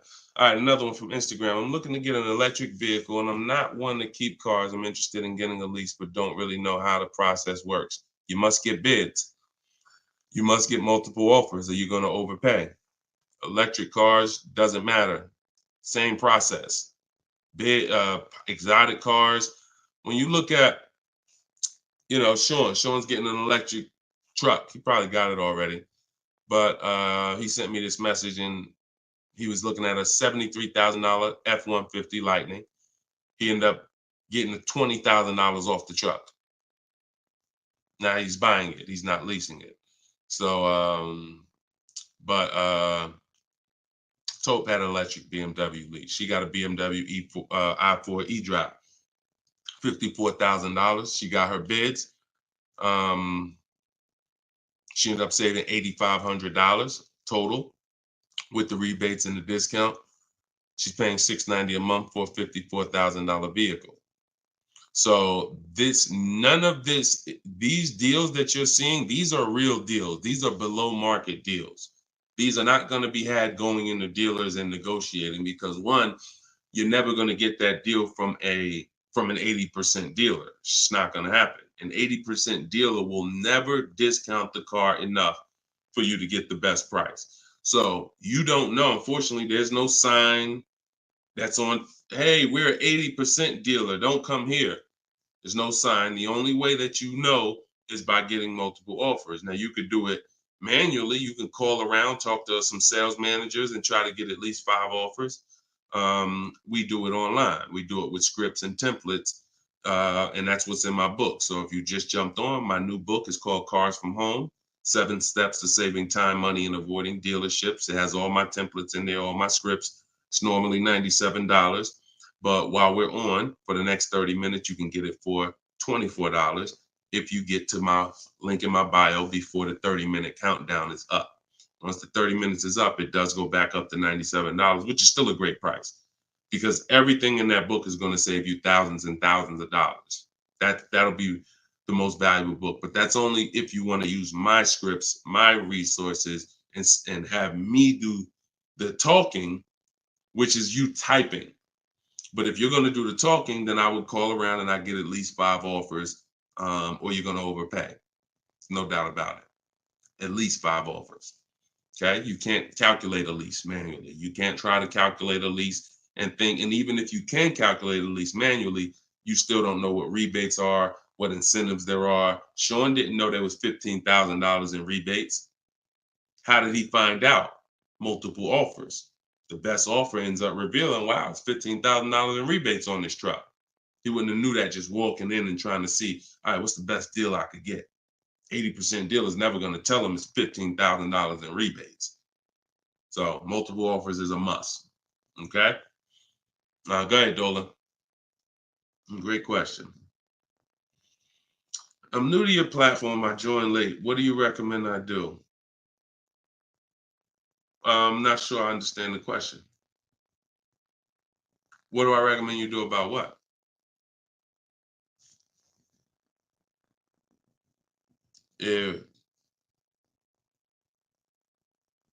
Yeah, Troop Tap. Send a follow-up question to that because I don't really know what you mean by that. What are you're new to my platform? Are you talking about this show? Just be a little bit more specific with your question. Let's see if we can get you an answer. Swagger at Instagram says, I have an S550, still owe 40 grand. I plan on paying it off by summer 2025. Should I trade it for an S63? Run a race and start another race.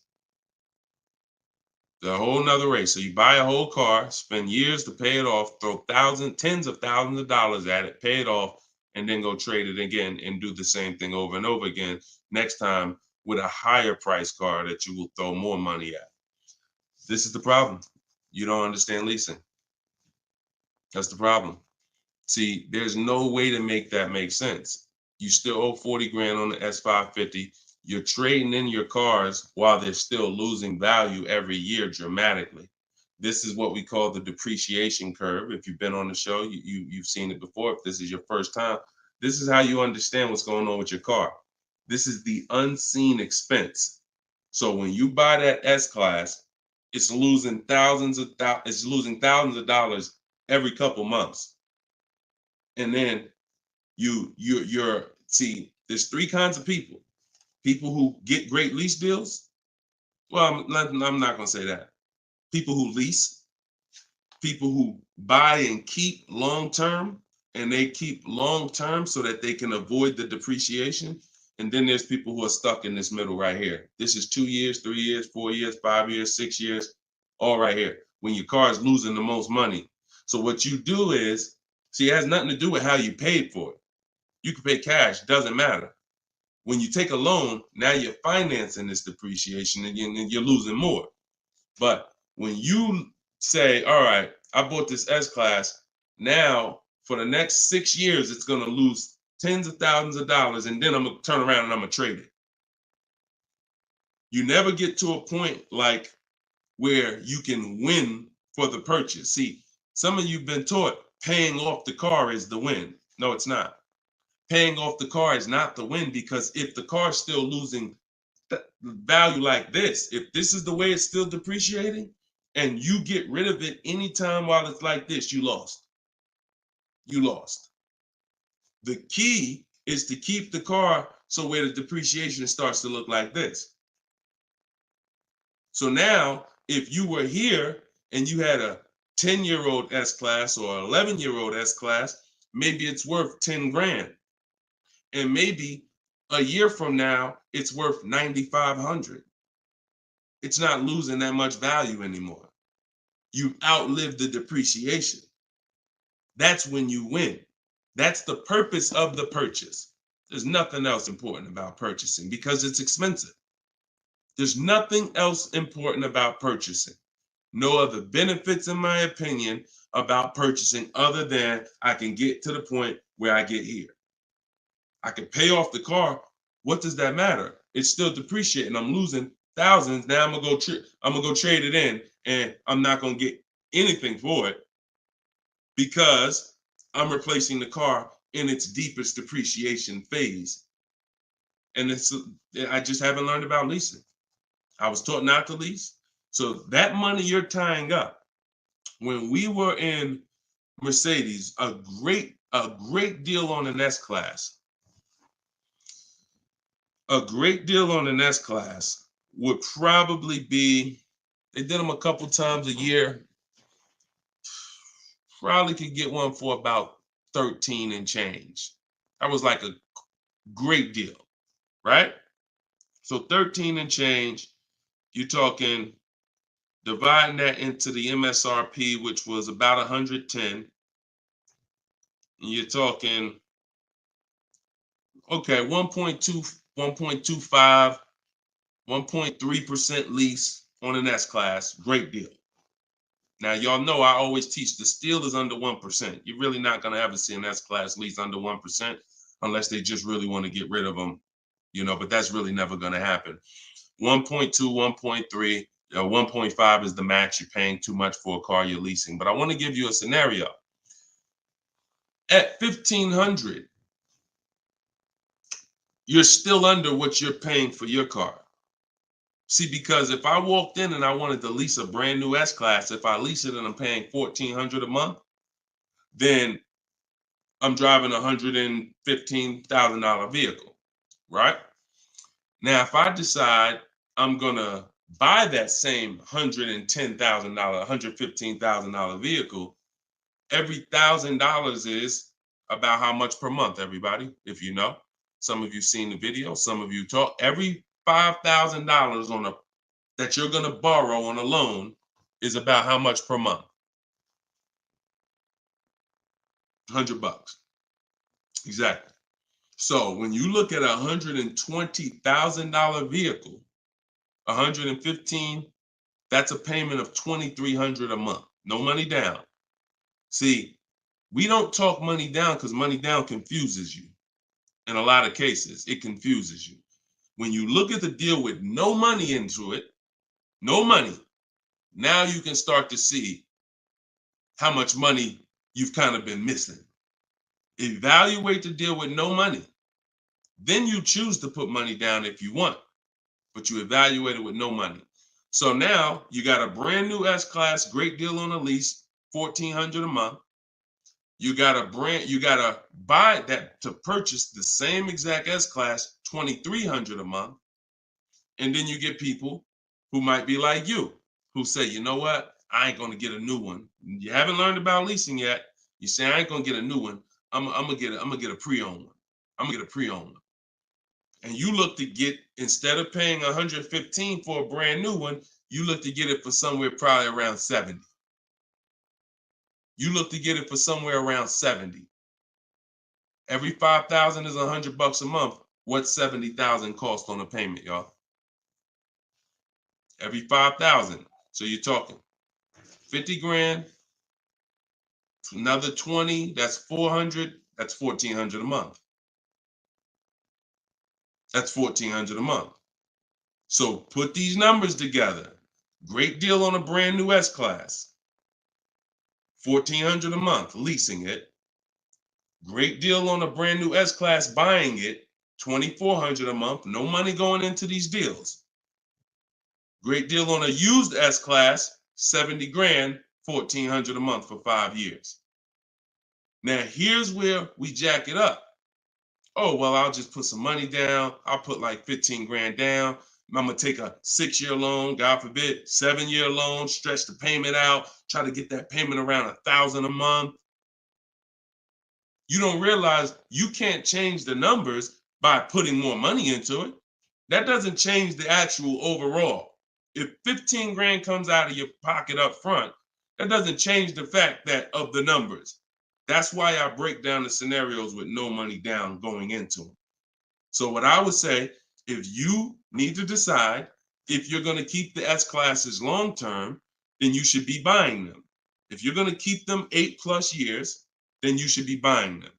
But if you're not keeping these cars 8 years, then you should be shopping for great lease deals because you're just throwing thousands and thousands of dollars away. Same price you paid, same money that came out of your pocket for the last couple years to drive that used S-Class, you could have been driving and leasing a brand new one. And I know what comes with a used S-Class, brother. I know it. Been with Mercedes. I was with Mercedes 5 years. I know the maintenance. I know the brake replacements. I know the service Bs. I know how much it costs to have an S-Class pre-owned, no warranty, and everything that happens is on you. So we're not even taking into account the maintenance and the repairs that you have to put into that S-Class that you wouldn't need to put into a brand new one that you leased if you just stopped listening to people who told you that you shouldn't lease cars. No doubt about it. So that's the best advice I could give you, brother. All right, go ahead, Dolan. Shoot the next one up. Use your pointers to get a new 24 GV80 Genesis. Salute. Enjoy it, Austin. Great deal. That's what I did. I worked the deal, no money down, got them the low, then hit them with the down payment, plus went and pre-approved. There you go. There you go. See, you're able to understand when you're shopping with no money down, no money going into the deal. Don't show me what anything looks like putting money into the deal. We determine if we want to put money into the deal later. Shop, get the best price on the car. Find the dealer who's going to get the best price on the car. Then we'll work out the finances. Then we'll work out the details. Most people go right to the, all right, what's the monthly payment? All right, what should it, how much should a brand new GV80 be? Depends on who you buy it from. Depends on what they sell it to you for. First things first, we got to find a dealer that's going to sell us the car for the lowest price. Good job, Austin. Congratulations, man. GV80 is a nice vehicle. Enjoy it. How much should CPO normally charge? How much should certified pre-owned normally be charged for Genesis G70? You haven't seen enough of them. So if I'm looking at a used, so example, I got a 2020 Infinity truck that I got year and a half ago. If I went in wondering how much it should cost without knowing, then the market's going to tell me. Now our goal is to get below market deals. So whenever we're getting below market deals, we are always we need to know what the market is first. You can't get below market deals if you don't know what the market is. So when we're getting offers on new cars, it's easy because we can see what the market is with all the offers we get. We get 5 offers, we get 7 offers, we can see what the market is. And we can see the low side of the market, we can see the high side. You got to do the same thing with used cars. And you go on every marketplace, we use 8 of them. We use cars.com, Driveway, Carvana, CarMax. Some people say, oh, CarMax is, if they're, listen, I don't care if CarMax is overpriced 90% of the time. The 10% of the time that they're not, they're going to be in the runnings. You know, it's like Best Buy. I know Best Buy is going to be overpriced for electronics 90% of the time. But when I needed to get an iPad for my wife, Best Buy had the best price. So if these people need to be in the runnings or you're going to overlook some savings. So yeah, we'll look at, CarMax, Driveway, Carvana, Carfax.com, Cars.com, Auto Trader, Car Gurus, eBay Motors. So we're looking everywhere there used cars. And then we're going to look and we're going to sort by lowest price to highest price to see where the low side of the market is. Then we do our narrowing down. I need to know what the low side of the market is. If it's 24, if it's 4, when I was shopping for my truck, the low side of the market was 30 to 31 to 32. That was the low side of the market. So when I saw it and I narrowed it down based on Carfax. This is how we narrow it down. This is my system. All in my book, all of what I teach, all of my live shows, this is our system. Narrow it down by title history, then service records, then accident history. Then we need to check the original MSRP. Can't get a good deal on a used car without knowing the original MSRP. How you gonna do that? Who's bought a used car in their life? Type the letter U. If you bought a used car in your life, type the letter U in the comments. Anybody who's bought a used car, type the letter U.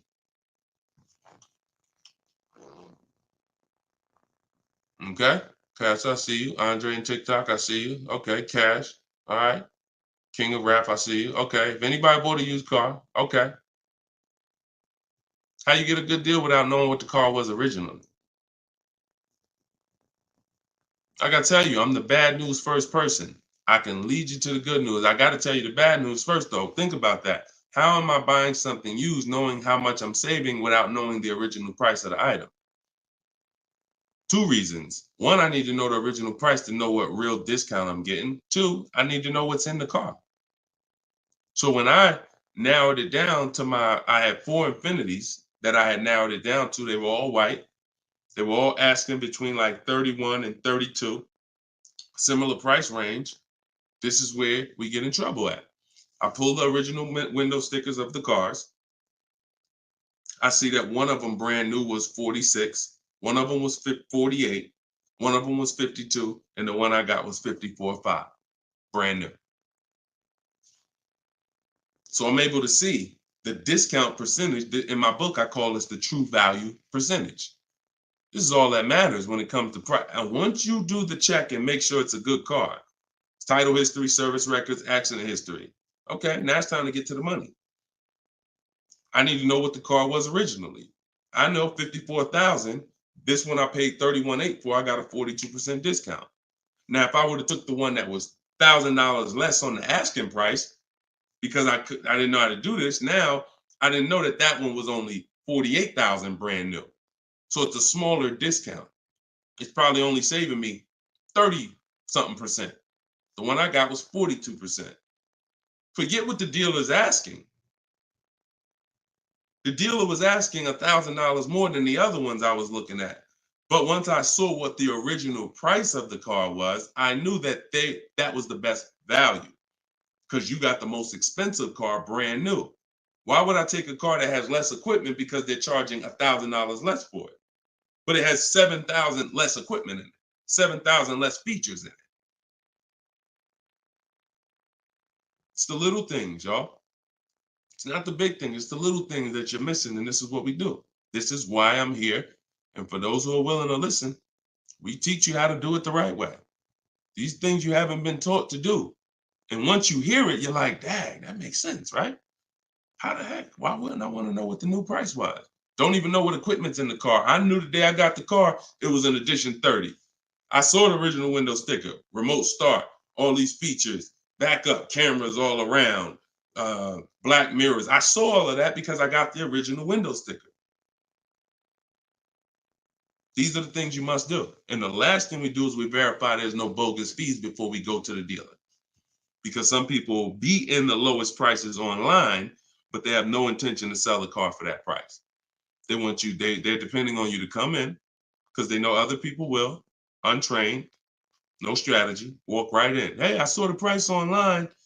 Okay, yeah, sit down, sir. Let me do these numbers for you. Price goes up by $5,000.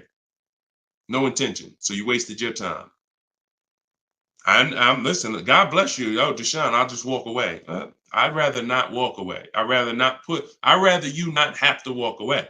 And when you truly learn the science and the right strategies of shopping online, like I'm teaching you, you won't be walking away because all you lose when you walk away. Still need a car, don't you? Somebody else just gonna buy that car. It's not like you like, oh, I'm gonna put a sign out. Nobody buy this car. They wasted my time. That car gonna sell. So it's best to learn how can I make sure I never put a dealer in a position to waste my time. Because while you were at that dealer that was overpriced, the best price car was selling. Because the best price cars don't wait online. They 24, 48 hours, they're gone. So while you wasting your time with the fake dealers, the best ones are the car's gone. That was really the good deal. Okay, so you do all of this from home before you go. By the time you go to a dealer to see a used car, you should already know if that car drives the way I want it to drive, the deal is done. This is the best price online. And when I get there, I usually ask for $500 to maybe $1,000 off when I get there. Never over the phone. You have no leverage. Why would I call a dealer that I know? I've done my research. You got the best price car in the market and call them and say, hey, could you take off another $1,000? No, there's no leverage there. You make sure there's no bogus fees. Then we go. We're there. We test drive. I like the car. Could you do another 500, 1,000? If they say no, you know they're honest. Hey, I don't have a room. Oh, hey, I just put the car online 2 days ago. Like, I haven't even given it a chance yet. I understand. I'll take it. See, you got to know when a deal is in front of you. And that's the problem. You don't have enough information to know when a deal is in front of you. So you're going to hesitate and you're going to walk away from a deal because you think, oh, nah, dude don't want a deal, man.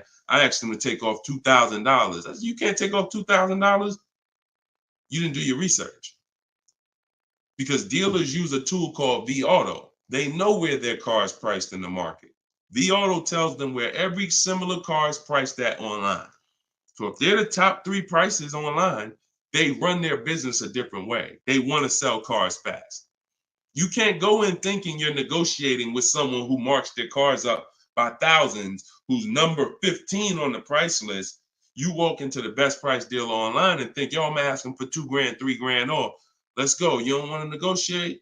No, you got it. When you do your research, you know where the best price is. And that's what I want you doing. I want you walking in, if you're shopping for a used car, knowing this is the best price car in the market. I verified there's no bogus fees. I'm going to drive it, and then I'll ask for a little money off when I get there. And regardless of the answer, I know I won.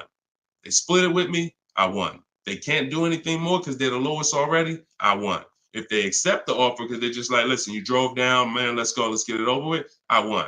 Either way, I win. That's the name of the game. Thanks, Austin. I appreciate you, man. Go ahead, Dolan. Next question. Okay. Casa de, could y'all keep, if y'all gonna spend some time with us on TikTok, can y'all tap the screen and just run the likes up for us so we can get TikTok, so we can make sure TikTok knows we're doing something big over here. They can send some more people over. Appreciate y'all. Yep. Thank y'all. I see them running up. Thank y'all. Every couple minutes, y'all just tap the screen. It just helps the broadcast. We appreciate you. This is from Facebook. Casa de Cel. Hi, I'm paying off a Land Rover. Blue Book says its trade-in is $40,000. That's garbage. So throw that out the window. Blue Book is trash. Blue Book is a marketing website. They don't buy cars. And so what you want to do is you want to get a real number, which is an offer. Your car is not worth what an algorithm says it's worth. Your car is worth what someone's willing to pay you for it today. So you want to go, this is part of our process we call equity assessment. There's 7 steps in my book. Once you decide leasing versus buying, that's step 1. Most important question is, am I going to lease or buy? Because you can't get a good deal on a purchase if you should have leased. No way. If you were supposed to lease because you don't keep your cars 8 years, but you bought, you have a horrible deal. You're going to lose tens of, it depends on the price of the car, you'll lose over 10,000 on a higher price car. You probably lose 4, 5, 6 grand on a lower price car, at least 4 grand, 5 grand. So that's step 1. Now, once you decide that, we move to step 2, which is the equity assessment. Equity assessment is any vehicle we have, we need to assess if there is equity in it or what the equity is. And it's based on offers. So when you go to Kelly's Blue Book instant cash offer, not KBB, not Blue Book, instant cash offer, Kelly's Blue Book, you're going to see that Kelly's Blue Book led you astray. In most cases, telling you your car is worth $48,000. Because this is when we begin to expose that Kelly's Blue Book was a marketing website and they would tell you anything. Kelly's Blue Book is owned by autotrader.com. What they began to do maybe 7 years ago is they begin to buy cars. So they didn't just give you there was a little button on here that says, we'll make you a cash offer. And I would do this with people in the dealership when I was there. They would come in and say, hey, Blue Book said my truck is worth $48,000. I said, oh, really? Well, and I explained to them that Kelly's Blue Book is an algorithm site, but they do have this feature where you can click a button and you go through a nice 5-minute appraisal and they'll make you an offer themselves. So now let's go through this and let's find out what they're going to offer you. And you go through the 5-minute appraisal and they make you a cash offer, and it's usually $2,000 to $3,000 less than what they told you your car was worth. So they'll send you into a dealer fighting for a number that's not real, and you're looking unresearched, unaware, walking out saying, oh, well, I know my car's worth 48. So that's why we don't use them. And again, the offer you're going to get is from them. So it's not even like, well, oh, we don't use Kelly's Blue Book. And then, no, we use Kelly's Blue Book, the instant cash offer tool. And you're going to use that. You're going to use CarMax. You're going to use Carvana. You're going to use Driveway. You're going to use AutoNation, Sell My Car. And you're going to use Car Guru, Sell My Car. And this will take you about 20 to 25 minutes. You're going to get 6 offers because everything we do is a bid. And then you'll know what your car is really worth. That's the first thing. Before you think about what you're going to replace the car with, let's get the real most money for your car. Equity assessment. So do that first. Okay? Yeah, Kelly's Blue Book is trash, but not the instant cash offer tool. But yeah, we would be sitting there and the person will have their printout, like a number like that, 48,000. And then we go right through it and they're like, oh, wait, now they only offer me 45. Yeah, right? So if the people who told you your car is worth 48 is only offering you 45 for it, what does that tell you? Oh, go back to that site that they offered you 48. You see all those banners, see all those marketing banners and ads?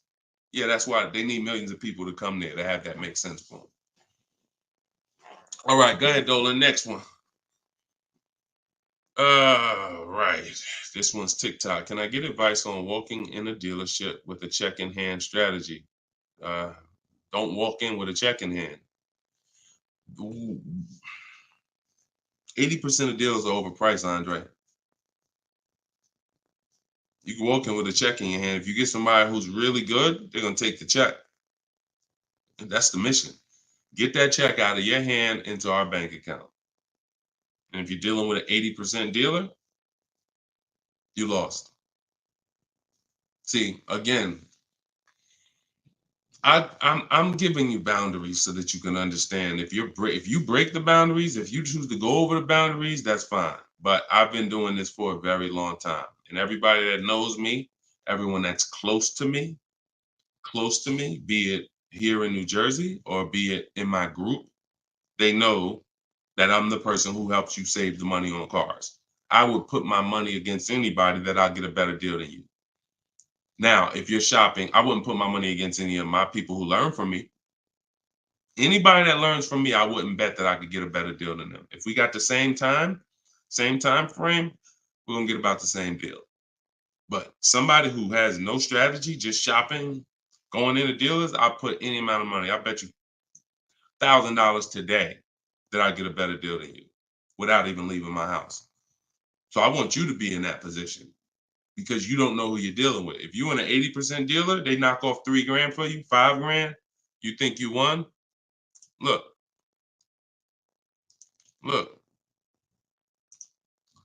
Kimberly. A little while ago, she got a Maserati. Posted this in the group. It was a $91,000 Maserati. She ended up leasing it for $944, but I want to show you the money breakdown. Before she accepted that offer, she had an offer of 20 grand off right here. So she had an offer on an 86. So pay attention to this. $86,000 vehicle, they were taking 20 grand off for her. 20,700 to be exact. She ended up going and getting a $91,000 vehicle for $944 a month. So even a better deal. So she ended up saving more than 20 grand, more than 21 grand. Why is this so important? Because if she would have went in and got excited, she'd have walked into a dealer, walked in, and somebody would have said, all right, listen, I know you're serious. Today only, I'll knock 10 grand off for you. 10 grand. She probably never heard that in her life. $10,000 you're going to take off the price of the car. Yeah, I knocked 10 grand off. All right. Somebody who's not educated, someone who's not researched, rather, someone with no strategy. Let's go. Let's sign that. And telling our friends, you know, they took 10,000 off from me. Until we get 5 to 7 offers, we don't know what the best number is. She wouldn't have saved over 21,000 on her brand new Maserati. So when we talk about this money is not hundreds. This money is thousands. Some of you, if you're buying luxury cars, tens of thousands, 5-figure deals that you are going to just leave on the table. Going in, that's some 1990 joint. Oh, walk in, check your hand. Yo, I got a check. Who wants to sell me a car? 1990. You're doing the same things that someone in 1990 did. Let that sink in. So what do? You stay home, you get offers from home. Now, all of you who are like, Deshone, I want to do it your way. I don't want to have to figure this out. Give me the roadmap. That's my new digital book, Cars from Home, 7 Steps of Saving Time, Money, and Avoiding Dealerships. All my scripts are in there.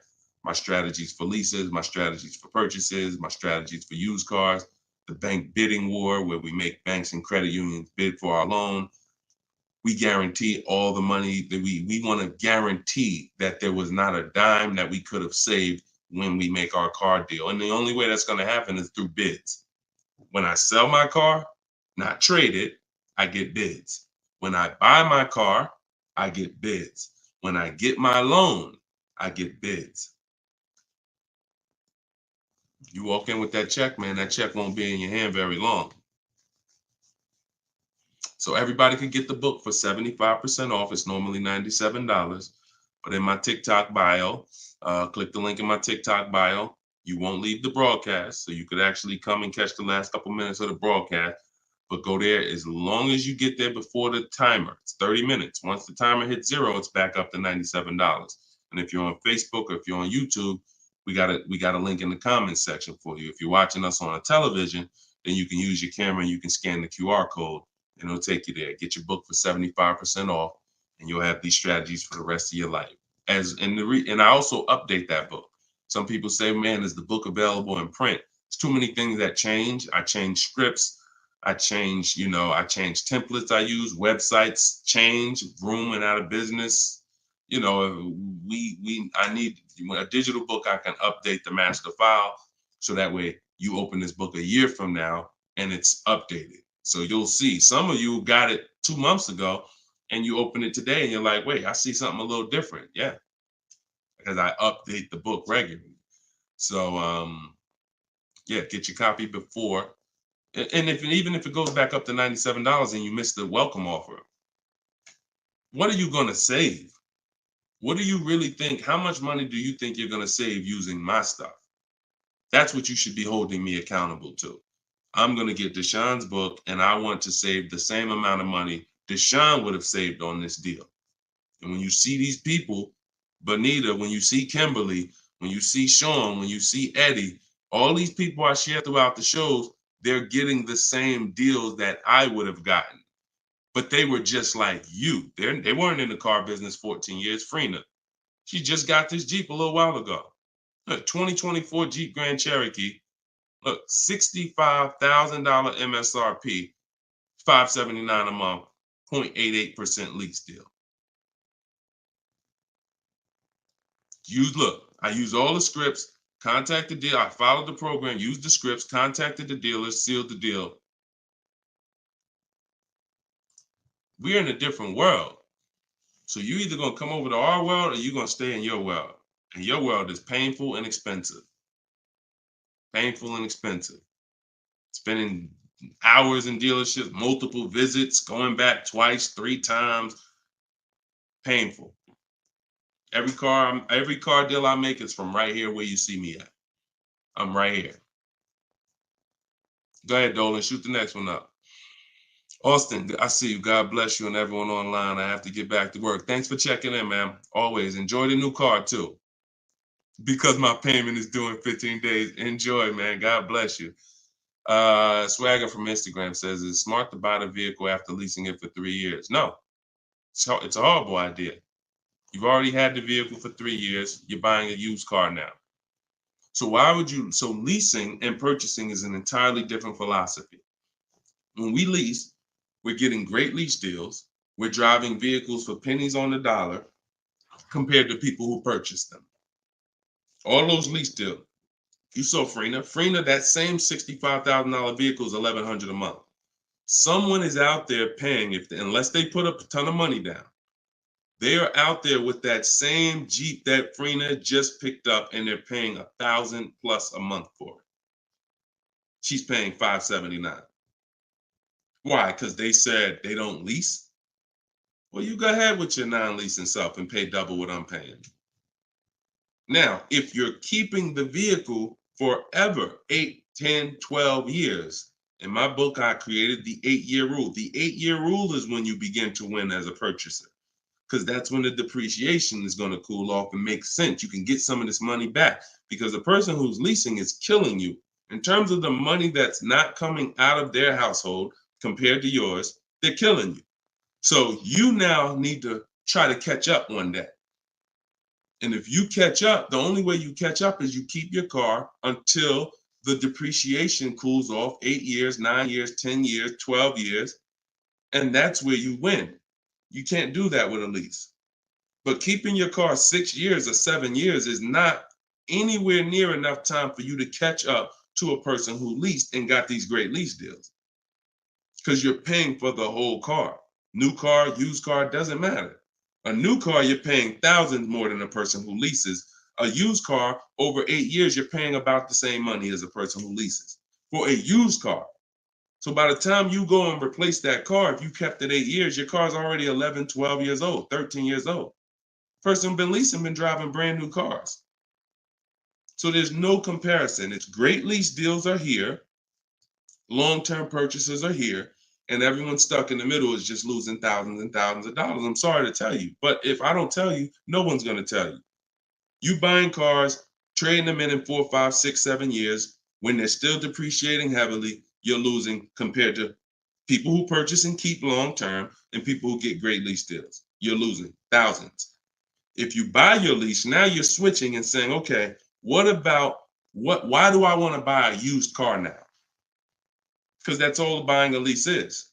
Let's take let's take the aspect out of it that complicates it. When you are buying your lease, you're buying a used car. That is it. Except you don't have to go search for it. It's right there in your driveway already, and that's the only difference. So what makes you say I'm going to stop leasing to buy a used car? You'd have to be saying I'm ready to keep something long term, 8, 10, 12 years. So if you're ready to keep something long term, then buy it. Because you're going to need to be committed to keeping it long term because you've already been driving it for 3 years.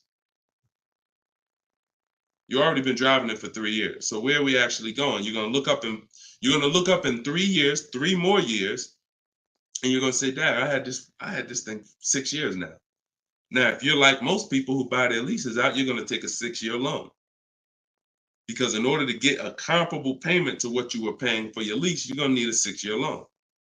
So now you're going to look up that, just so you know, 6-year loan plus the 3 years you leased it, that's 9 years.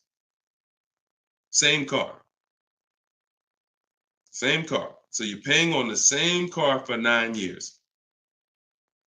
And then you look up in 3 more years and you're like, man, you know what? I'm ready to get out of this. Still got 3 years of payments left.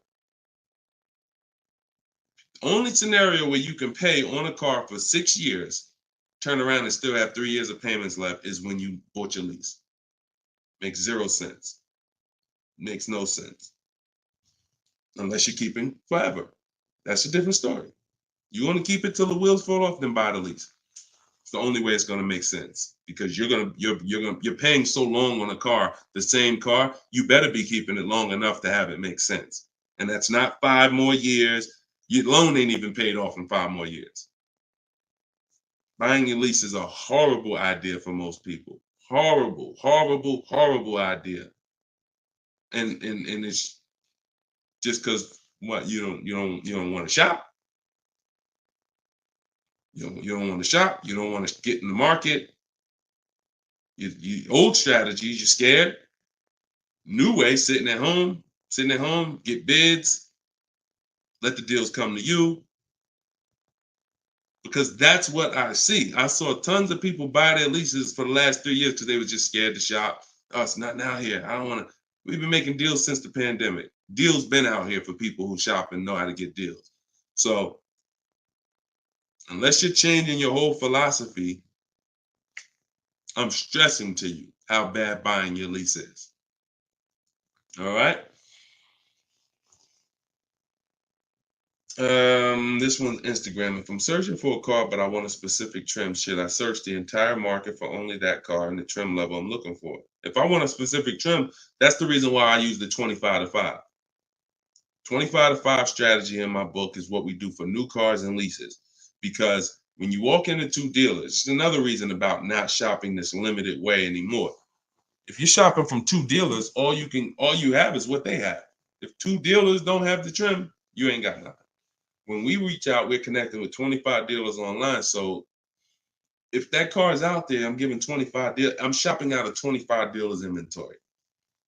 So if no one has it out of 25 or only 1 or 2 have it, now I know that car is just super rare. Or maybe it's about to sell out. Maybe it's like that happens sometimes where like the 2024s are all gone, but the 2025 haven't come in yet. There's only a few 2024s left. But yeah, I mean, we shop wide. We shop wide. Several people who are learning from me and you're getting deals, they drove. A lot of those people that I showed you throughout the show, they drove 45 minutes, an hour, hour and a half to get to the vehicle when they're picking it up. Look at Sean. Sean specifically And this is how important. I'm gonna let someone else tell you why shopping this way is the best. Because he said, look, he saved. I said I said you're saving over 20 grand with the discount and the rebate.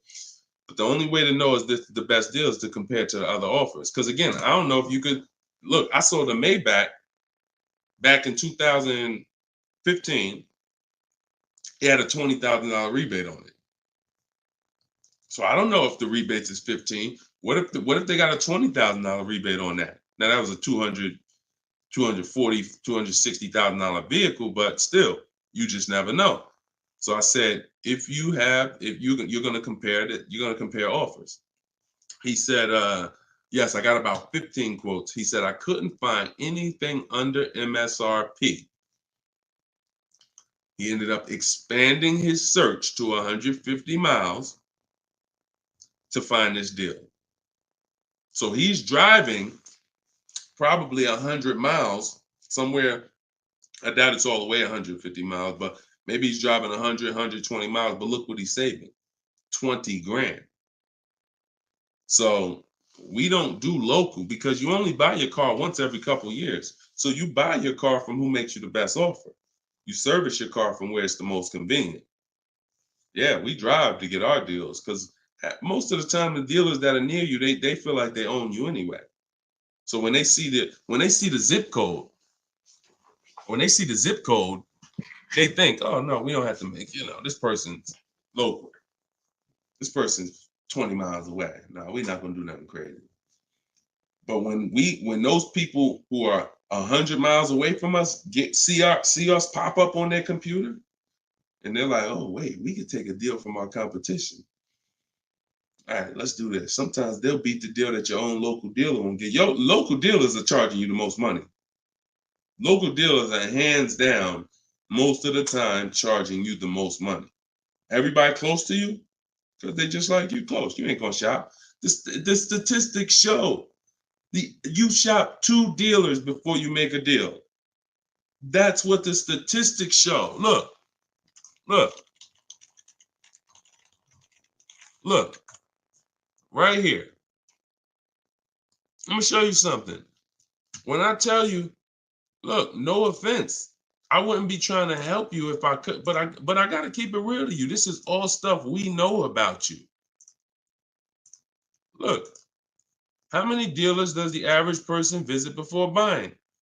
39% future car buyers plan to visit at least 3. They won't, because the actual statistics show 4.2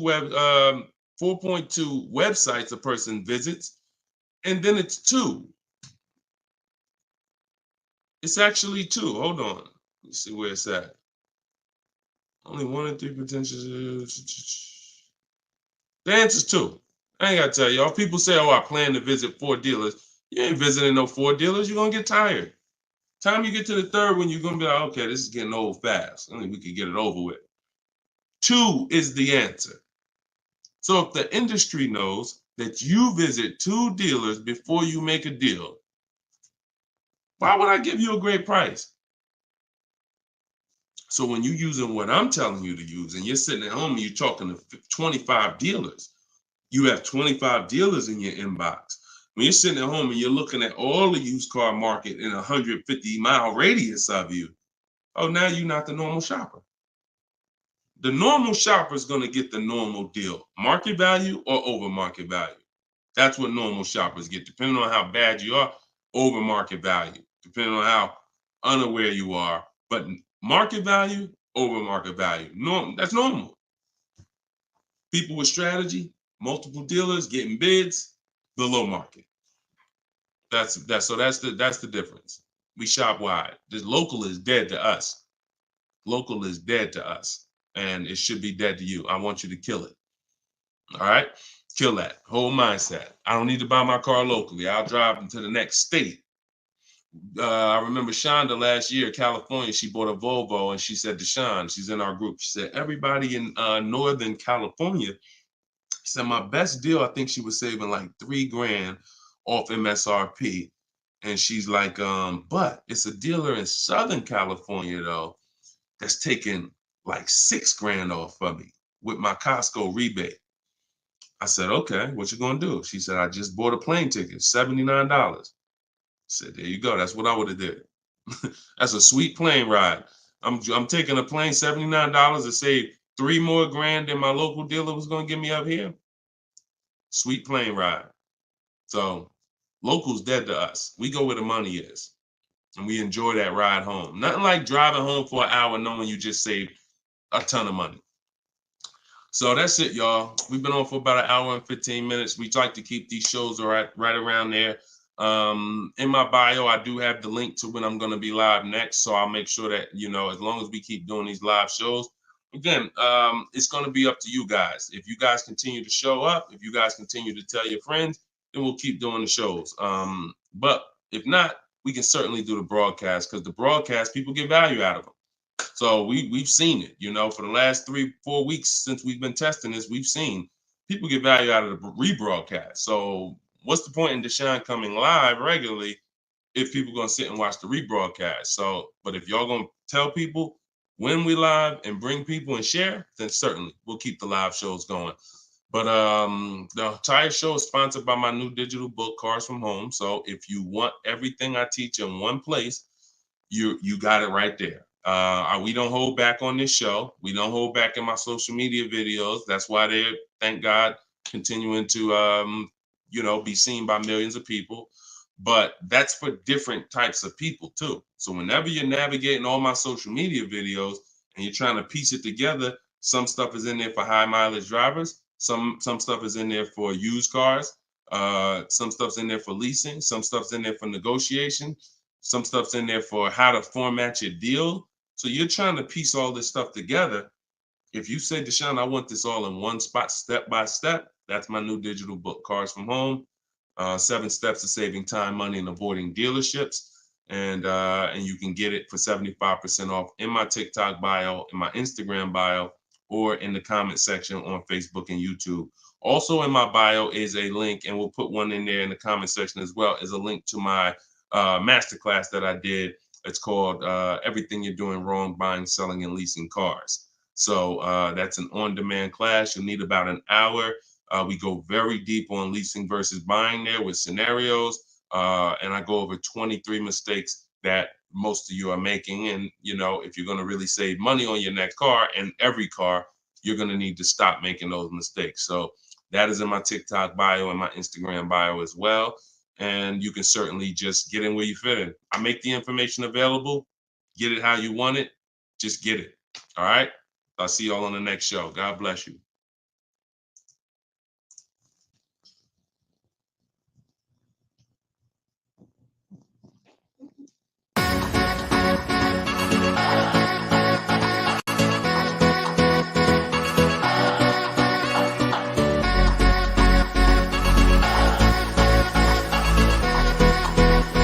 The worst possible thing you could say when you walk into a car dealership. I spent 5 years with Mercedes-Benz, 5 with General Motors, and the worst thing a person could say when they walk in is, if you could just get me to this payment, we got a deal.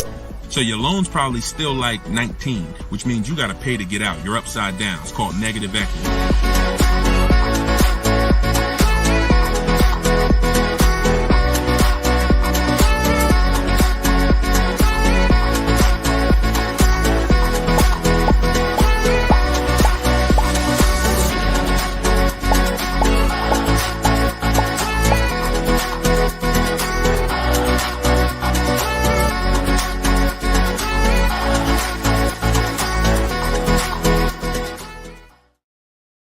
What's going on? Welcome, everybody. This is episode 9 of Car Shopping Questions and Answers. I'm your host, Deshone, publicly known as Deshone the Auto Advisor. We're live now on 4 platforms: TikTok, YouTube, Instagram, and Facebook. And this is our live show. It is Tuesday at noon. We do these shows throughout the week to make sure when you are ready to get car shopping information that no one else is going to give you, you know where to come for it. So you guys can start typing your questions while I take care of the housekeeping. We have Dolan in the background who'll be bringing your questions in. Shout out to the people running the likes up on TikTok. Appreciate y'all tapping the screen. I'm the author of the new digital book, Cars from Home, 7 Steps to Saving Time, Money, and Avoiding Dealerships. And I feel it's only right to start this show with 2 reports I got, which were great. I had somebody write us and talk about the deal they got on this 2024 Mazda CX-90. MSRP was $44,820. They got a $6,500 discount from home. Shout out to you, Tiffany. I appreciate it. This is what we do. And when we think, when we launched this live show a few weeks ago, my plan was to, my prayer rather was that people would take the book, use the book, write me your success stories so we can feature you here and feature your deals. These are below market deals. These are not advertised deals. And she got this by handling the process from home, getting multiple offers like we teach. We also had Barrett write his review on Goodreads. So we were 4.94, almost 5 stars. Book is outstanding, a must-have for anyone seeking to buy, lease, or even sell a car. It's presented in a very professional, easy-to-follow, step-by-step manner that covers every situation from buying, leasing, cash, credit, good, bad. Although I purchased and leased several cars in my lifetime, I learned new tactics to obtain the best value for my money, and it even has a wish list, yes, to help you separate your wants from your needs. Come on, Barrett. Appreciate you so much. Everybody who wants to get your copy of Cars from Home, it's normally $97, but for the next 30 minutes, you could go to my TikTok bio or my Instagram bio, or we have a comment pinned for you guys on Facebook and YouTube, and you can get your book for 75% off. So you won't pay the normal $97. You'll pay $24. But once that timer hits 0, your price is $97, which is still a great price. So now that the housekeeping is done, we can start with the questions. And if you got the first one, Dolan, feel free to bring it in while I put the banner up for those who want to get their book. Okay, is it better to shop online or in person? Well, you have no leverage in person. In person, you're competing with a person who negotiates every day, 2-3 times a day throughout the week. You're no match. I don't care how good you think you are. The best trained professional is just going to be better than you. And that's because they do this every day. Now, the second reason it makes no sense for you is because from a leverage position, you can't put them against their competition. You don't know where the real bottom is. And so you're going to overpay. And even if you get a good deal, who's done this? Be honest. You leave the dealership and you're like, you think we did okay? You think we could have got a little bit more? Think we could have got a little bit more off? That's called buyer's remorse. That's the seeds of buyer's remorse. Anytime you wonder if you could have got more money off, that's buyer's remorse. So we never wonder, and the way you don't wonder is by shopping online, getting multiple offers from multiple dealers, letting people compete for your business, and then choosing the best one. And if you really think about this, this is how you shop for everything in life. This is how you shop in the grocery store. When we go into the grocery store, we're not looking to try to not overpay for the spaghetti sauce, right? We're not looking at hoping that we don't overpay for the grapes today, or let's use for the potato chips we're going to buy, because we already know there's so many options and there's so many people that are competing against each other to sell us something. And that is how you guarantee your best deal, when you have multiple people competing. So when you are leasing a car or buying a car, you need to get at least 5 bids. When you are buying a used car, you need to be shopping wide. You need to be shopping within 75, 100 miles of you. And that's a minimum. And then you need to be looking at all the websites that have used cars, so that by the time you make your decision, you've seen so many options, so many offers, that you have 100% peace of mind. Now, that's just when it comes to buying the car. When it comes to replacing your car, because some of you know there's a word we don't use, it's a T word. It's 2 words we don't use. One is trade, one is down payment. Because we sell our cars, we don't trade. You never get the most money for something trading it. I don't care what you have. You got a baseball card, You trade that baseball card for something, you're not getting the most money for the baseball card. How do you get the most money for the baseball card? Put it on the market. Put it on the open market and let the buyers come to you and see what the best offer is. Never going to be from a trade. Now, the only time we do have to trade is if you're in a negative equity situation. If you're in a negative equity situation, then, and you have too much negative equity, you're going to need to do a trade if you can't pay the difference. But other than that, you know, these are the things that these are the things I want you to etch into your mind. We don't trade, we sell, get bids. We get, when we get our loans, we get bids. And when we buy our cars, we get bids. That's how we guarantee that we get the below market prices that other people aren't getting. Okay? Go ahead, Dolan. If you got the next question, shoot it up. Okay, this one's from Instagram. What fees are included when you buy a car from out of state? I mean, if you're buying a car out of state, standard fees are, if you are purchasing a car, purchasing, not leasing, standard fees are tax, documentation, DMV. Tax, documentation, DMV. I've worked for a handful of dealers in my life. I've never once had fees that were outside of those fees. Never once. Shout out to y'all running the likes up. Could y'all keep running the likes up on TikTok? And shout out to the sharers. You know we appreciate you. Thank you for sending your friends. Thank you. Listen, you should at least be tagging your best friend. Whoever your best friend is, and hopefully we all have at least one. That's the person you should be tagging. They'll thank you. No one's gonna get mad at you for sharing my stuff with them. I guarantee you that. But shout out to the sharers. I appreciate y'all. So when you are, so that's an indicator. Any dealership that is making up these fees that have run rampant over the last 4 or 5 years, prep fees, marketing fees, internet fees, low jacks, we call that padding the deal. You know, you're just packing on stuff, and what you're doing is you're leaving yourself room to negotiate. We don't like to buy from those dealers because those are 80% dealers. I saw somebody ask yesterday on the show, what's an 80% dealer? We didn't get a chance to get to that question. 80% of dealers will overcharge you. It's a competition. So what you're trying to do is find the dealers who are the best prices. And the 20% are the great people. They're the honest ones.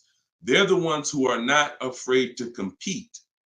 These are the people we want to buy cars from. And so once you find the honest dealer, but you can't walk in to find them. You have to sort for them. Because if me and you are standing next to each other on the street and there's 10 dealers in front of us, and they say to us, 8 of these dealers are overpriced. 2 of them are the best price, but there's no label on them. What's the odds that we're going to walk into the 2 that are the best price? Not really that good, right? But if we're at home and we're talking to all 10 of those dealers at once, we're going to reveal who the 20% is. So that is our goal. Our goal is to always find and buy from the 20% dealers, and we let them come to us through online bidding, through online shopping, never through walking in and dealing. Because if you're dealing, as I said, with a dealer who has padded that deal so much, you go look at that deal and there's $4,000, $5,000, $6,000 in made up fees to pad the deal. There's no amount of discount you can get where you're going to get a below market deal. They've just set it up that way. I could take off $5,000 for you, make you think you won. You're still not below market. So that's the psychological things you have to understand. And that's why we shop from home. All right, shoot the next one up, Dolan. Great question. All right, good question. I see Instagram coming through with some great questions today. Keep typing your question. TikTok, if my lease is expiring, can I go finance a new car? Is there equity in my lease?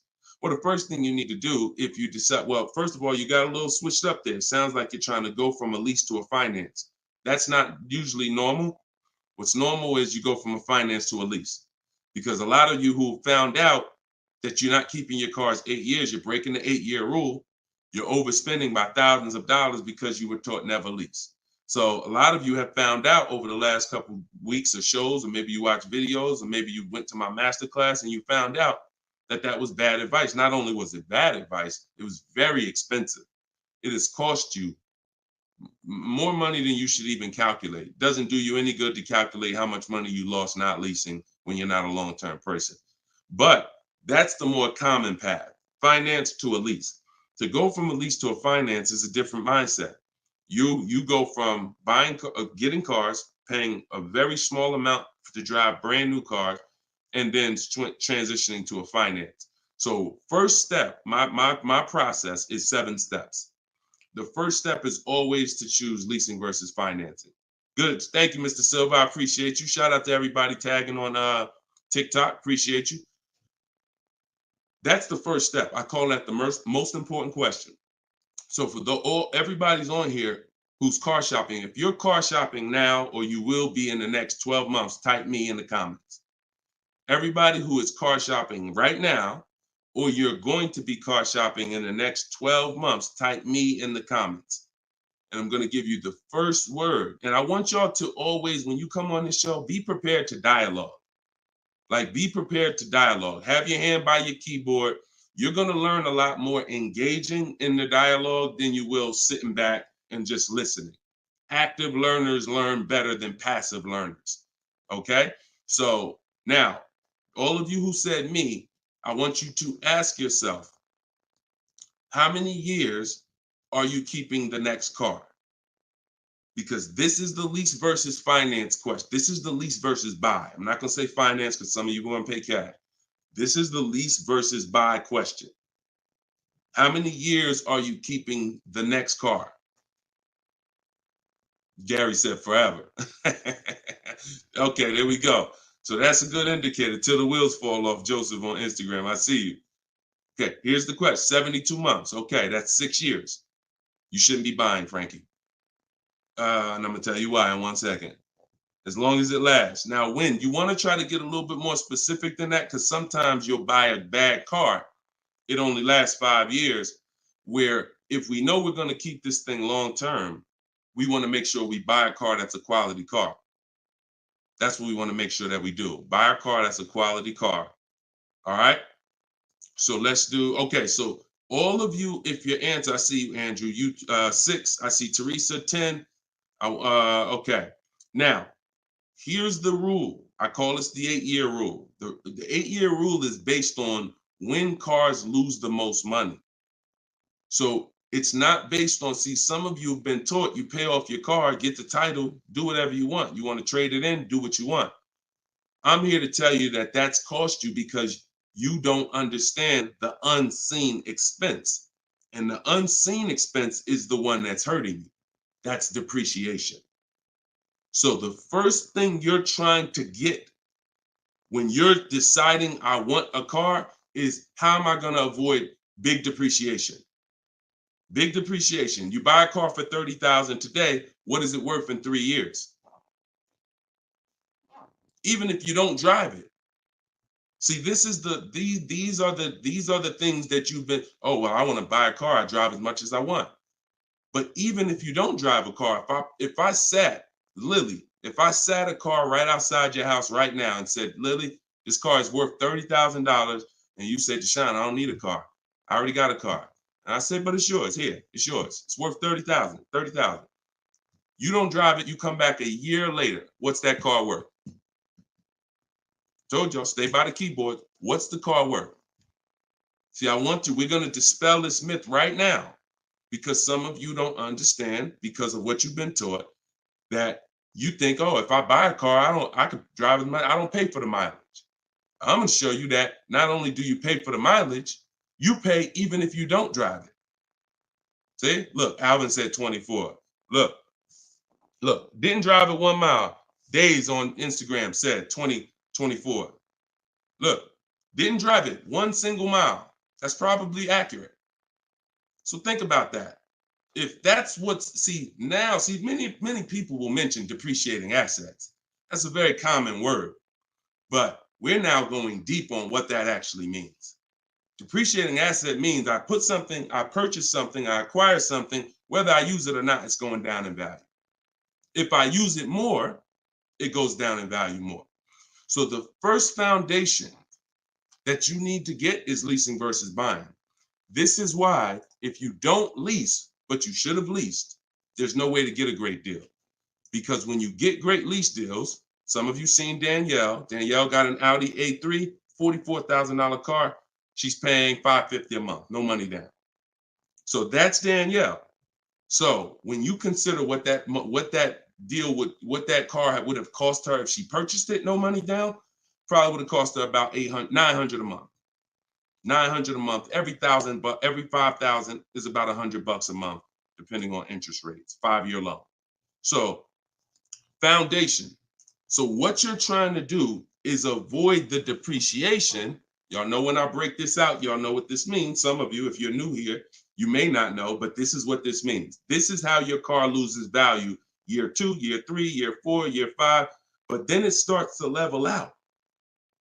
And what you want to get to, forget paying off the car. You could have paid cash for it. Doesn't change this. Deshone, I got a loan on it. Doesn't change this. This is the actual asset value. This is the car's value. Forget the loan that's attached to it. This is the car's value. So your goal in purchasing, if you want to avoid this, see, some of you buy cars, trade them in here. Trade them in here. That's 2 years, 3 years, 4 years. You're trading the cars in when they have lost the most value. And that's a losing formula. Now, there's 2 ways that we avoid this. One is long-term ownership. Who has a car outside? They've had it for more than 8 years. More than 8 years. Type me if you have a car in your driveway or in your household, you've had it for more than 8 years. Type me. I see you, Gary. Okay. Okay, I see you, Sergio. All right, more than 8 years. I see you, 12. Now, this is where you win. Here's why. Your car is no longer losing value like this every year. Now it's only losing a little bit. Now it's only losing a little bit. You beat depreciation. See, the goal with a purchase is to beat depreciation, not pay off the car. You could pay off the car and still lose to depreciation because you replaced the car in the early life cycle. So if you are not buying the car with the intent to keep it long term, 8 years, there's no comparison to a person who's leasing. So there's 2 sides. One is the people like Danielle. One of the people who are like, Deshone, I'm not keeping a car 8 years. You should be shopping for aggressive lease deals, not normal lease deals, below market lease deals. That's what I teach. Or you should be purchasing, getting great deals, below market deals on purchases, new cars, used cars, with the intention to keep them long term. That's it. So that's all step 1. I call that the most important question. That my book is broken down into 7 steps. It's called Cars from Home, 7 Steps to Saving Time, Money, and Avoiding Dealership. Step 1 is the most important question. That's what we just hit on. It's the leasing versus buying, because you need to pick a side and you need to have a long-term plan based on what side you're picking. You can't be stuck in the middle. Stuck in the middle, you're going to lose all the money. You lose all the money stuck in the middle. Purchasing cars, flipping them in 3, 4, 5 years, you're losing all the money. Buying your leases out at the end, you're losing all the money because you're mixing the 2. Lease or buy long-term. This in the middle right here, that's the danger zone. Everybody clear on that? If we're clear, type clear. If we're clear, type clear. All right? This is Monday's live show. But wait, what day is it? This is Tuesday. Tuesday's live show, 12 o'clock. So whenever y'all don't see the banner on the show, then you know it's live. If you see the banner that says when we're live, then you know it's one of our rebroadcasts. But if you don't see the banner, that means we're live and you can start typing questions. All right, clear. All right, everybody's clear. Now let me hit the second part of Frankie's question. Okay, and for those who just came on, everything I teach is out of my new digital book. It's called Cars from Home, and you all can get it for 75% off. It's normally $97, but in my TikTok bio, in my Instagram bio, and in the comment section on YouTube and Facebook, we put the link there for you so that you can get your copy for it. You won't pay the normal $97, but you only got 30 minutes. It's a welcome offer. Once that clock goes down, to 0, your price is $97, which is still a great price. You saw how much money Tiffany just saved on her new Mazda, just using what's in the book. Saved herself, I think, $6,000. So go ahead. Oh, no. So, and then you move into the equity assessment. So once you decide, Frankie, which you already said you're only keeping the car 72 months, you should not be purchasing. Because if you purchase, we already went to what's going to happen. You can't win keeping that car 6 years and then replacing it. So you should now be doing your equity assessment, which is calling your bank, get your payoff, and then you're going to go to the cash buying websites.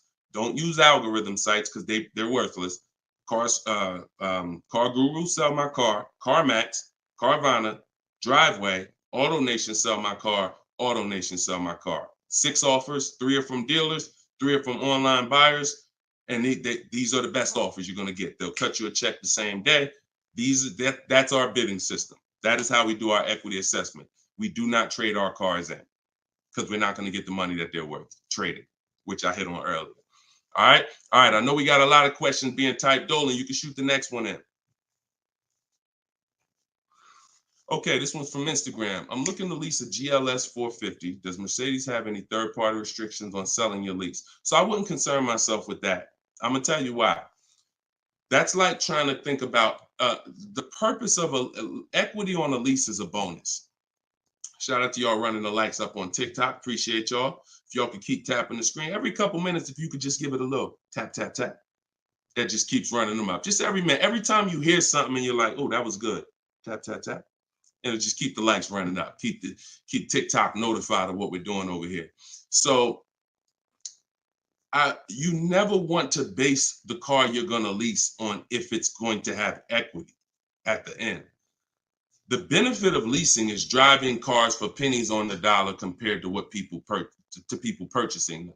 And you're avoiding depreciation that people purchasing the vehicles are going to take.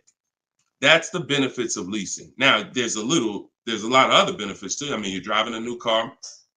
You're under warranty most of the time. Depends on how many miles you drive. So if you drive, 12,000 miles a year, most bumper-to-bumper warranties cover that. If you drive 15,000, maybe you won't have a little bumper-to-bumper at the end, depending on what you choose. Mercedes has a 4-year 50,000 bumper-to-bumper. But the benefits of leasing are what I just laid out. Equity is a bonus. We don't want to look, equity is not something we ever want to base the vehicle we're going to lease off of. It's too many market changes that could affect it. A car could have high resale values now, and then in 3 years it doesn't, which means any equity will be eliminated because of the 3-year-old used car market. So you don't want to shop like that. You don't want to shop like that. Focus on, and what I teach in my book is you're going to pick 3 vehicles. Good to see you, Judith. You're going to pick 3 vehicles because leasing, it's so easy to get a great deal purchasing. So easy. On a new car, forget about it. The bids, forget it. We're going to find the 20% dealers. In my book, I have all the scripts because I don't want you talking. Who'd rather get great deals without talking? Be honest. Who's not a good negotiator? You're not a good negotiator. Type not me. Like you just be honest. I don't ever want you to put yourself in a position where you need to talk. And if you start talking to somebody who's trained to talk and dissect and get information and then tailor a deal, you're going to lose. So in my book, everything is silent. The only people we talk to when we talk to people are managers, because those are different conversations if we need to have them. We're never talking to salespeople besides when we're coming on to test drive the car. We're never talking to salespeople because we just don't know who we're dealing with. So when we're online, we're always typing. That's why I say go online. My strategy is called the 25 to 5. We go online and we contact 25 dealers, go to their website. I have copy and paste templates in there that you just fill in what you want. But if you're going to do it your way, that's fine. But I'm telling you, you don't want to deviate from this format because you're going to get yourself in trouble and you're not going to get the results. You want to be able to connect with a large amount of dealers so that you could get 5 offers, at least 5, because 4 are going to be overpriced most likely, but 1 is going to beat everyone else. So, but when it comes to a lease, there is the lease program. that the dealer can't control. So if we don't know what a lease program is until we shop offers. So there's no way you can look at the residual value. You can look at all this money factor. I know some of you who are in the math, you're like, oh, well, I'm gonna just look at the money factor and see. You can't tell because it can have a high money factor, but it have some good rebates. The only way we know a great lease deal is to shop the market, get our offers, and then if the lease program, if the best offer doesn't get you under 1.5% with no money down, then it's a bad lease program. It's a bad lease program. In which case, we move to another vehicle. So I'm not going to ever co-sign leasing a bad vehicle a vehicle with a bad lease program. I've had all types of people hit me, Deshone, I'm looking at this Range Rover, man, but I did all the offers, and they'll be in the group. We have a private group, and I get to talk to people all around the country about this stuff. So they're like, Deshone, you think I should move on? I'm like, look, you could wait till next month, see if the program gets better, but I'm never going to co-sign signing a bad lease deal. You're paying too much money for a vehicle you're giving back in 3 years. So you're defeating one of the major benefits of leasing. So that's the only reason why we have to have 2 other vehicles that we like when we're leasing. On a purchase, no. One vehicle, pick it, get your bids. One dealer is going to blow everybody else away. But with a lease, you want to have 3 vehicles just in case it's a bad lease program. And if they got a bad lease program this year, maybe in 3 years when your lease is up, they'll have a good lease program. So that's what we do. It's too many cars out here. It's 400 cars out here. 40-something manufacturers competing for our business. Why are we going to get locked on one car? And the reason we're doing this, y'all, is because we're not shopping. You're not shopping. You're not taking the going out for the weekend and test driving cars seriously. You're about to drop 40 grand of your hard-earned money. You need to be, like I teach, shopping and not letting anyone disturb your shopping. If I'm looking for a car, I'll take a whole Saturday and go out or a Monday, and I'll go out and I'll drive 4 cars and be like, okay, that was fun. Don't sit down and don't talk numbers. So let me make that clear. Don't go in there and sit down at the desk and start talking numbers and get a proposal. No. Shop. Once you decide what you want, then we come home and we get our offers from home. All right. Go ahead, Dolan. Next question. All right. When you don't talk, I see a lot of you saying you're not good negotiators. Then you just got to stop talking. Stop talking and start making people bid. You're going to get better deals than good negotiators all day long. Heard you loud and clear on the rebroadcast. I'm here live. All right. Welcome, Jill. Looking for a car now. Profited on a sale, so coming in clean. Need to rebuild credit. Lease cheap car, finance car under 5-6 grand. It depends on where your credit is. If you're in the mid-6, I teach something called, profile over score. So if you have a paid off car, if you have nothing gets you approved for a car like on-time car payments. If you've been making on-time car payments for 2 years, 3 years, you're typically going to get approved for most leases. As long as you're not going from like a $450 payment to a $900 payment. But if I'm in a state where if I'm in that mid 6s, 660, 670, I go for the lease. If I'm in the low 6s, then I go for what I call a smart car, which is the car to set you up to lease. So your goal is to get the least expensive car you can get a loan on, quality car. You want to go small as possible, and small as possible for you might be you need a sedan. You might need 3 rows. But I teach something, and that's what we were talking about when I posted that review that Barrett wrote for our book today. He was like, we get a wish list for needs versus wants, because oftentimes we confuse these. Needs are things you can't live without. I need to have this, or the car's not going to do what I need it to do. I need to have it. Wants are things that you'd like to have, but you can live without. When it comes to getting a smart car, and it's not the little smart car, y'all. I have a different. That's a different meaning for us. It means saving money at the right time. That's what we call smart cars, saving money at the right time.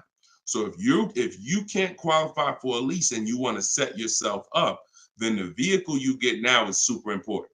The vehicle you get now could either set you back from leasing because you bought too much vehicle, payments too high. You didn't buy a dependable vehicle. It's not going to last. It's going to start having problems. It's It's going to break down. You might miss payments because of that. These are all the things you want to avoid. This is why I'm giving you these boundaries that you don't, kind of go off of. But this usually happens when you're trying to get too much car. Quite honestly, if I was trying to get a smart car, I would be trying to get the smallest car I could, drive it for 2 years. Let the family be uncomfortable. Listen, y'all, I know it's tight, but in 2 years, I'm going to get out of this and I'm going to drive off the lot in a brand new lease.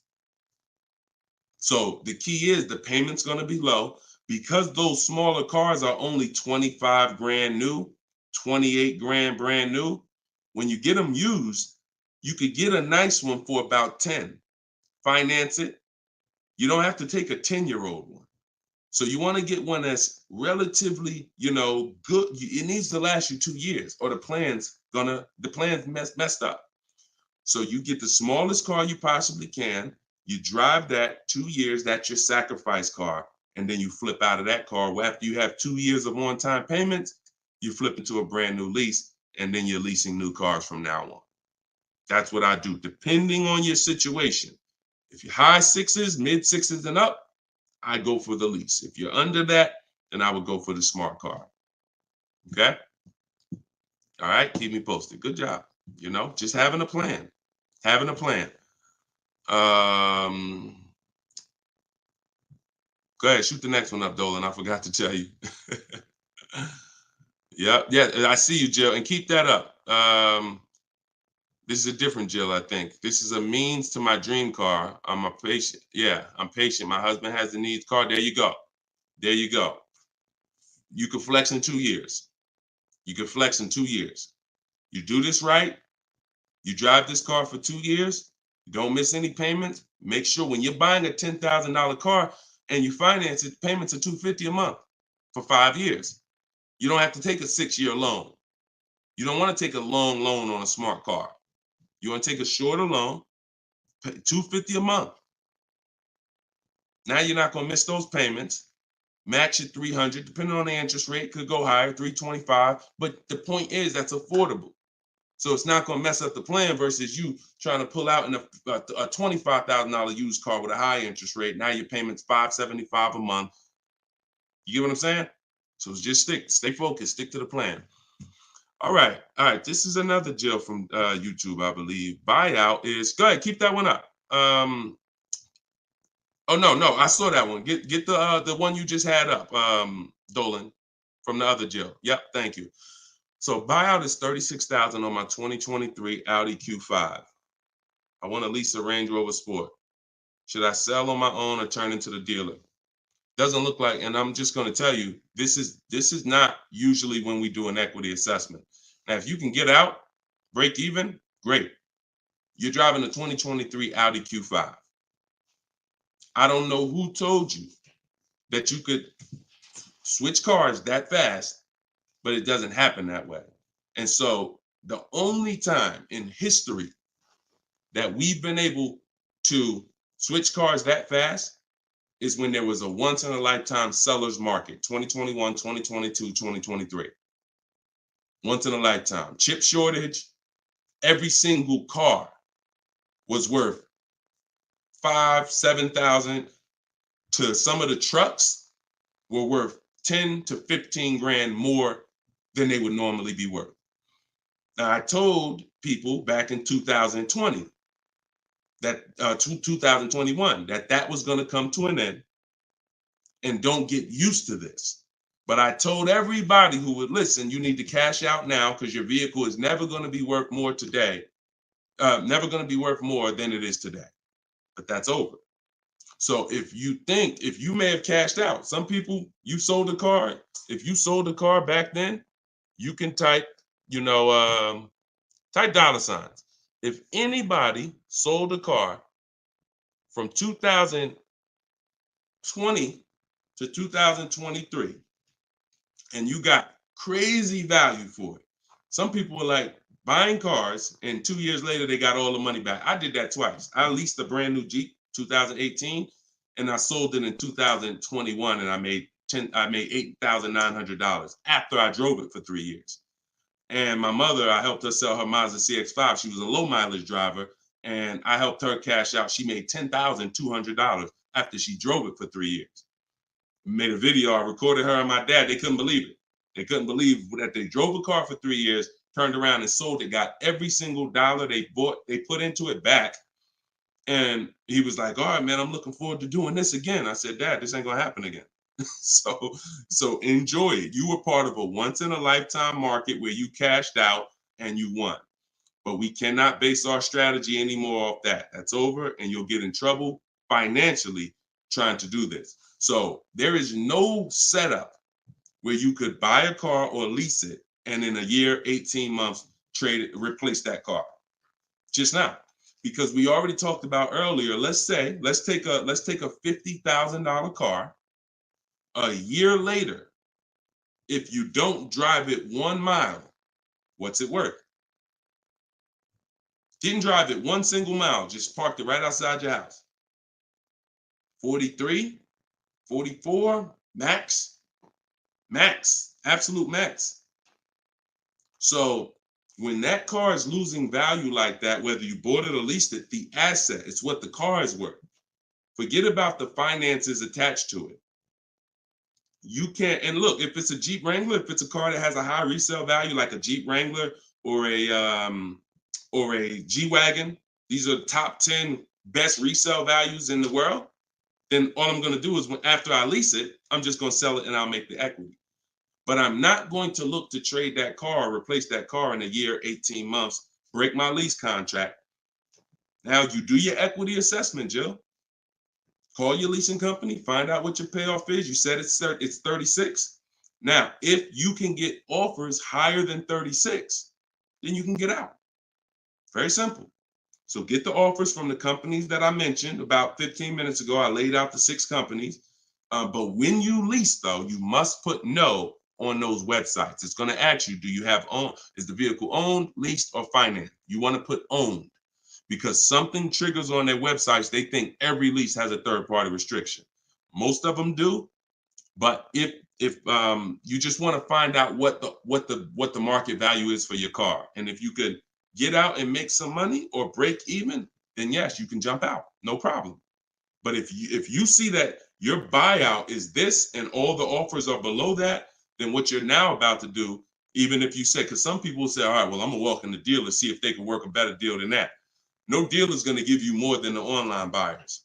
So if you run those online quotes and all of them are less than your payoff, all the dealer is going to do is take the negative equity and the desperation for you to get out and roll that negative equity over to your next vehicle because you're desperate to get out for no reason. So that's the real. You can do what you want. I would suggest you don't get out of your lease. You don't break a lease contract until you can financially do it, which means I can break even, I can sell, and I can get equity, or either break even. Break my contract, but I'm not coming up with a dime because a dealer bought my car and I'm out of this thing. That's the only way I'm breaking a lease contract. I'm not rolling negative equity. I'm not going to create negative equity in a lease to get out of a lease early for no reason. It just doesn't make financial sense at all. All right, no problem, Jill. Happy to help. Happy to help. Okay, so that's step 2. See, the equity assessment step, guys, is so important. See, because it's the foundation of our deal. So when you look at step 1, the leasing versus buying question, how many years do you keep in the car? 8-year rule. That's step 1, super important. Foundational of your deal. As I said, you can't get a good deal if you purchase, but you should have leased. Impossible. You got a bad deal. I don't care how much money you get off. Now, second step is if I have a car to replace, I got to do an equity assessment because I need to know, is this car that I'm in going to be going to prevent me from making a move right now?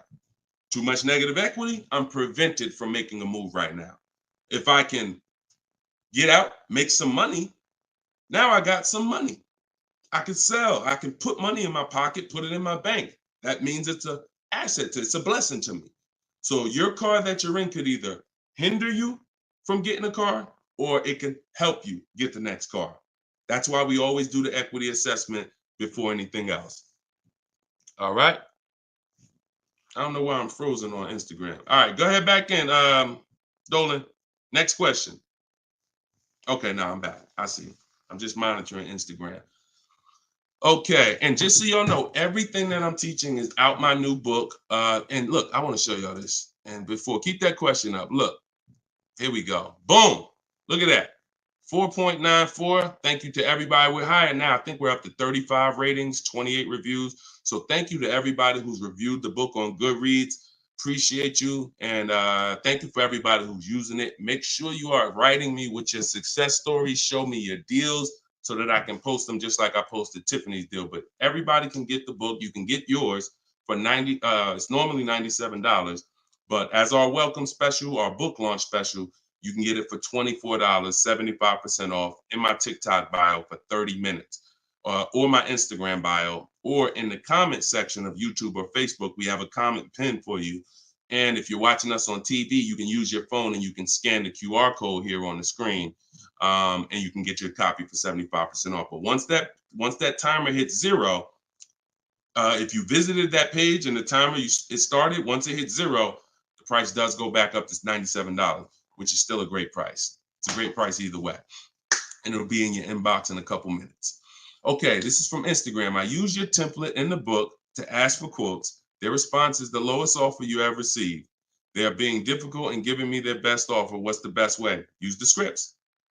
It's just conversation. Hopefully you listen and you have a separate email, because you're not going to have intelligent conversation with 5, 7, 10 dealers mixing personal emails. So every part of the system is important. Having a separate shopping email, so everything in there is dealers.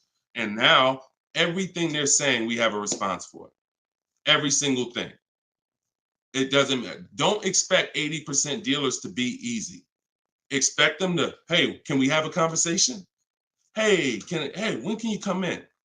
Hey, this be a whole lot easier if you're here. See, what we already know is we've given them all the information they need to give us a quote. So the best thing, or the stages we move through in our conversation with dealers, is who has a car that I want. That's first. Our first set of scripts is designed to weed out the dealers who don't even have a car we want. Nothing to talk about. Nothing to talk about. So there are dealers who won't tell you they have a car. That's why we have scripts. Hey, when can we talk? I'll be handling my whole purchase online. Can you confirm if you have something that matches? Every one of my scripts ends with a question. If you're not going to use my scripts in my book, then you make sure every email you write should end with a question, never a statement.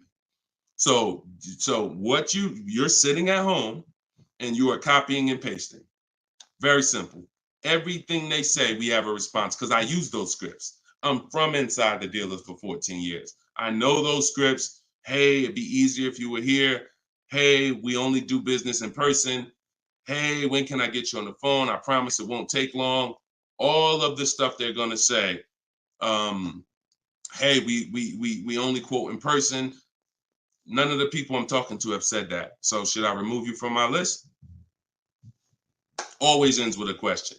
So your expectation may be, you thought by sending all the scripts, you were just going to get, oh, quotes coming in, everyone doing this. No, that's why we have scripts, because we keep the conversation moving forward. Everything they say, just go to the script, open the temp. And just so y'all know, in my book, one of the best reasons why it's a digital book is because I link you to videos and I link you to documents, and that you can copy and paste. So that what this person is talking about is the templates and scripts that I've created for contacting and having these conversations with dealers. So, but everything they're doing is very predictable. You just change your expectation. I'm going to talk to several people and I'm going to weed this down to 5 offers. And out of the 5, one of them is going to beat everybody else. And then I'm going to use my counter offer calculator that Deshone made to send the counter offers and close my best deal. Take all the emotion out of it. Take all the emotion out of it. You should be emotionless. Nobody can hurt you. All right. You're at home in your living room. All right. Go ahead. Mike said, nobody gives us this info. I sold cars and the dealership wouldn't even give us any insight. Trust me, Mike, I understand, man. That's why I love the 20% of car salesmen and dealers. They love what we're doing here because they know we were never taught this stuff. So we were never taught about leasing, financing. Thank God I was able to learn it, and I was able to, but we weren't taught about insurances, all the stuff that they should be training us on. We weren't taught. So I appreciate you being here, man. All right, go ahead, Dolan. Next question. Great questions today. Great questions. Let's go. I see you. Shout out to the people running the likes up on TikTok. Can y'all just keep tapping the screen every couple minutes if you could? If you enjoying the show, you getting value out of what we're doing, every couple minutes, if you could just tap that screen and keep running those likes up. I appreciate y'all. It lets TikTok know we talking big money over here. Yep, I see it. Thank y'all. Appreciate you. All right, this is Gary on YouTube. When leasing, is it all about purchase price? No, it isn't, Gary. Great question. When purchasing, it's always about purchase price. All in, out the door, tax fees, everything included. Purchasing is always. Now, leasing, we get our lease offers, and this is where we eliminate the term down payment. We no longer say down payment. I want you to eliminate that word, those words from your vocabulary. You want to replace them with total out of pocket. Total out of pocket. So all of our lease offers we're going to get is following the 1% lease deal principle, which is, because some people, I know Judith still asks, oh, hold on one second. Hold on.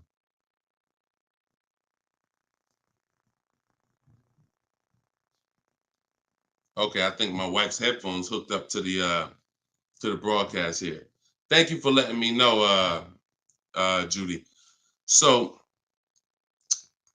when we're getting, so the 1% lease deal rule is older than, it was around, I think, before I got into the car business at 2006. And what it was is if your lease payment was 1% or lower of the MSRP of the car, you stole a car. Stole a car. Example, I know if you've never seen a 1% lease deal, let me show you a couple. So this is Greg. Greg, look, first time posting here. I'm excited. My latest lease, graduated. Now we have a particular online, video library here. So when they say graduated, I have a coaching program, and but the steps are the same. So I always say, get in where you fit in. Steps are the same in my book, in my video course. He said, I followed the steps, set up a great lease deal, 36 months, 12,000 miles per year, all said and done. Monthly payments $527. MSRP is $56,275. So when you divide the monthly payment into the MSRP, you're going to get a number. Now, when you multiply that by 100, so I'll give you an example. Let me show you how this works. In Greg's case, I got my calculator up here. I would take 527, divide that into 56,275, which is the MSRP, not the selling price. Doesn't matter the selling price. The MSRP is how we gauge the value. Now, that's 0.009. Then we multiply that by 100, and that gives us 0.93%, which is what he put here in his post. So that's an under 1% lease deal. Look, it was a steal. I think someone messed up on the paperwork. No other dealer came close. There we go. Same thing with Frina. Frina just got a Jeep a little while ago. Look, her deal was better than his, my God. But it's a better lease program. Jeep had a better lease program at the time. So, I mean, she got a $579 a month lease on a $65,950 Jeep Grand Cherokee hybrid. Out of control. So this is how we're shopping. You want to follow the format of the 1% lease deal, which is I shop with 12,000 miles per year. If I'm doing 18,000, I'll adjust it later. If I'm a high mileage driver, who's a high mileage driver? You drive more than 20,000 miles per year plus. Who's a high type HM if you're a high mileage driver? All right, type HM. You adjust it later. 25,000 mile a year lease. You always shop with 12 because that's how we judge. I see you, Mr. Silver. That's how we judge. I see you, Ado Johnson. Or no, A.D. Johnson. Sorry. So still going to, this is still Gary's question. This is why we're not focused on the purchase price when we're shopping lease offers. We're focused on looking at the formula that we use to judge a great lease deal. And everything we do, I have 3 rules. 1% lease deal, I didn't make it up. That's a steal. In between 1% and 1.5%, that's a deal, because that's still better than a purchase. It's still great value. When you compare it to someone who's purchasing, they're paying tons more. Even somebody who didn't get a steal, because the lease program has to be there to get a steal. They got to want to give away these cars. They got to have great incentive, great, everything has to line up, stars in the moon, and then we get the dealer that's going to give us the biggest discount. If it's under 1%, that means the lease program was incredible. But a good lease program, great lease program, will still get you, when you shop your offers, in between 1% and 1.5%. So, you look at somebody like, I used, Charles. So Charles got a Palisade, very, very popular vehicle. He got 10 offers from home. His best offer was 1.23, $48,000 vehicle. He's paying $597 a month. Now that same $48,000 vehicle, and this, I'm about to hit on something that I said earlier, but I'm going to really bring it across home plate right now. It's impossible to get a great deal when you purchase, but you should have leased. Because look, $48,000 Palisade, you guys know, we talked about it earlier, every $5,000 on a loan is about how much per month? Every $5,000 on a loan is about how much per month? I told y'all, stay by the keyboard, because we like to dialogue. So we want to make sure you are always by your keyboard so you could dialogue. Active learning. That's how you're going to get the most out of this show. Active. Okay. Anybody type it yet? Okay. Thank you, Dominic, on TikTok. Yes. $100. So that same Palisade that Charles is driving right now for $597, there are people who financed it, no money down, and they're paying almost $1,000 a month, $900 to $1,000 if they got a 5-year loan. If they took a 6-year loan, they're probably paying $8 something a month for 6 years. He's paying $597. So that's what I say. You cannot. And even when you have a good lease program and you get your offers, 1.23, 1.25, 1.3, great value compared to purchasing that car. You're avoiding the depreciation that someone who's purchasing is going to take, and it's no comparison. So, but there comes a limit. That's the third category. We got the steals, we got the deals, and then we got, I call this, it's time to chill. 1.5%. Above that, it's not a deal. There's no value there. There's very little value there. No, there's no value. And I'm going to tell you why. Just add up all the payments. 1.5%, we're paying too much for a vehicle we're giving back. It's very simple. We're paying too much for a vehicle that we're giving back. When you take hold on, let me get rid of this. Put the banner back up for those of you who want your book at 75% off. Just scan it right there. Once you get above 1.5%, there's no value, because if you take a $40,000 vehicle, a steal at 1% is $400 a month. A deal is between 4 something and 6. That's 1 to 1.5. 600 a month. Now, above 600 a month, let's take 650. That's 650 divided into 40,000. 650 divided into 40,000. That's a 1.6 lease. I never signed it. Never signed it. I'm gonna tell you why. 650 times 36 months, $23,400. $23,400 I'm paying over 3 years for a $40,000 vehicle that I'm giving back. I paid more than half of the vehicle to give it back in 3 years. So those of you who always wondered what the 1.5% rule, I had to create it, because the 1% rule, a lot of savvy people knew about it. But I noticed There was no threshold for when a bad lease deal. When are we at a bad lease deal now? We know what a steal is, but what's the bad lease deals? And when I started looking at the comparison to purchasing and then the giving a car back, once you get up above 1.5%, there's no value in leasing that vehicle. Next. Clear? We don't sign bad lease deals. Only time we did that, I'm gonna tell you something. All through the pandemic, I had people making 5, 7, 10 grand. Kid you not, hundreds of them. If they were making that kind of money selling their leases, then that was the only exception. Some of them will take a 1.6 lease, put money down. Some of that big equity they had that they didn't even know they were going to have, they would put it down to lower their payment. But that was the only exception back then. I never co-signed somebody doing it now. Okay? There we go. Gary, just Gary, in my TikTok bio, are you on my email list? Send me an email. You want the whole, you just send me an email and we'll make sure we get you in. And that's a special price, and I'll get you the special price to join us. Okay. I don't know how, can we communicate on YouTube? I don't think we can. I think we can only communicate.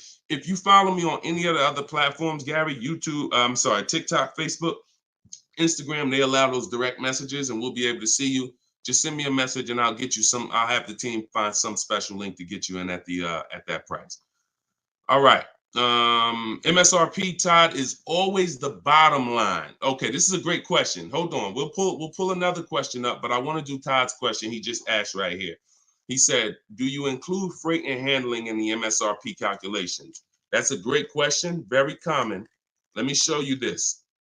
When you are looking at the MSRP, y'all, leases and purchases of brand new cars, used car purchasing is different. But when you're shopping, we're always shopping based on the MSRP. So let me show y'all this. I'm actually going to save a window sticker right now, and I'm going to bring it onto the show. Hold on. All right, so let me go here. Boom. Check this out. All right, here we go. Hold on. It's loading. Boom. All right, so here's a window sticker. Now, these numbers could be a little confusing. We want to go right there. Right there. Total MSRP is all we care about. Right there. Total MSRP. Because you do pay for destination to get the car from the factory to the dealership. That's included. Like that's we pay for that. So it's no problem. We need to know. You don't want to account for any of these numbers up here before the option. It's always the bottom line MSRP, total MSRP. Now, if you ever see an addendum next to a window sticker, you see a handwritten addendum or a typed addendum that takes this total MSRP and it gives some other stuff next to it, we pay no attention to that. And in my case, if you're using what I'm teaching you, you would never even be talking to that dealer about getting a quote until you got home. So even if you go, the only time we would actually even see that particular dealer, that particular window sticker, is if we showed up to test drive the car and that particular one that we test drove just so happened to have the addendum on it. That's the only time we'd even see it, quite honestly. It's no way, it's not even something, because we never talk numbers in the dealer. Your leverage is at home. Everything I'm teaching you is your leverage is at home. You can talk to multiple people from home. You can get bids from home. You can put people against each other from home. You're in control from home. You lose all of that sitting down at a car salesman's desk and going back and forth one-on-one. You can see the whole market at home. See, we get below market deals. I want you getting below market deals. There's no way for you to get below market deals without seeing enough offers to know the market. I can never sit down across a car salesman, across this table from a car salesman, and get a below market deal because I don't know what the market is. I only know what your price is. And every single one of your competitors is going to offer me a different price. Some higher, some lower, depending on who you are. And so I can only expose that information by being at home. But yes, everything we are doing is always based on that total MSRP, and that's how we do our calculations. Okay, great question. If everybody's getting value out of the show, could you type some dollar signs? Just type a dollar sign if you're enjoying the show so far. So if whenever you see this show, if you see the banner above us, then this is a rebroadcast. But if there's no banner, then we're live. So you can ask your questions, but you can always make sure that I always want to make sure that you guys have access to the live shows so that you can use them. But even the rebroadcast, if you're sitting on watching the rebroadcast, you're going to get the same value pretty much as somebody here live, because somebody's going to ask the same question you had. I can almost guarantee it. So I'm glad. I see a lot of dollar signs. Perfect. I see a lot of dollar signs. If you haven't subscribed to us on YouTube, please subscribe so that you can keep in touch with what we're doing here. And certainly, good job. I'm happy everybody's getting value. Go ahead, Dolan. We got a few more minutes. Post another question. Great questions today. All right, this one's from Instagram. I haven't had any car leases on my credit before. How likely will I be able to lease an $80,000 car? I have great credit. If you got great credit and income, then you could go for it.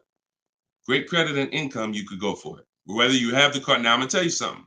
Mercedes did not want to be people's first lease. So there are snooty brands out there. I cannot tell you that because BMW may not be that way.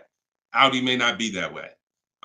Range Rover may not be that way, because I think Chase does their leases. So, but when it comes to Mercedes, they didn't want to be your first lease. You really had to have some type of comparable credit. But if you have great credit and you have the income, then certainly I'd be going for a lease. No doubt about it. No doubt about it. Just like the chicken and the egg, you know what I mean? Like, which comes first? Or it's better is the job and the experience. Can't get a job without experience. You can't get experience without a job. So in this particular case, somebody has to be your first, lender, and most of them will. Yeah, most of them will. You know what I do too? One more thing. I have this in my book too. Just so y'all know, every little detail is not left out, because I've been doing this since 2006. I've heard every question, and I knew every question has a place. What I do, if I'm you, is before I even shop for a car, if I don't know for sure, even with great credit, if I could get approved, I would call and I'd ask for the finance manager, and I'd tell him my situation. And I say, hey, look, you know what? I got a 740 credit score. I make this a year. I never leased before, but what do you think? And if a Mercedes finance manager would tell you, nah, it's probably not going to work with Mercedes. But someone else would say, nah, that's fine. So that way you don't even waste your time getting all your offers just to find out that this is one of the snooty leasing companies. All right. All right, there we go. All right, shoot the next one up, Dolan.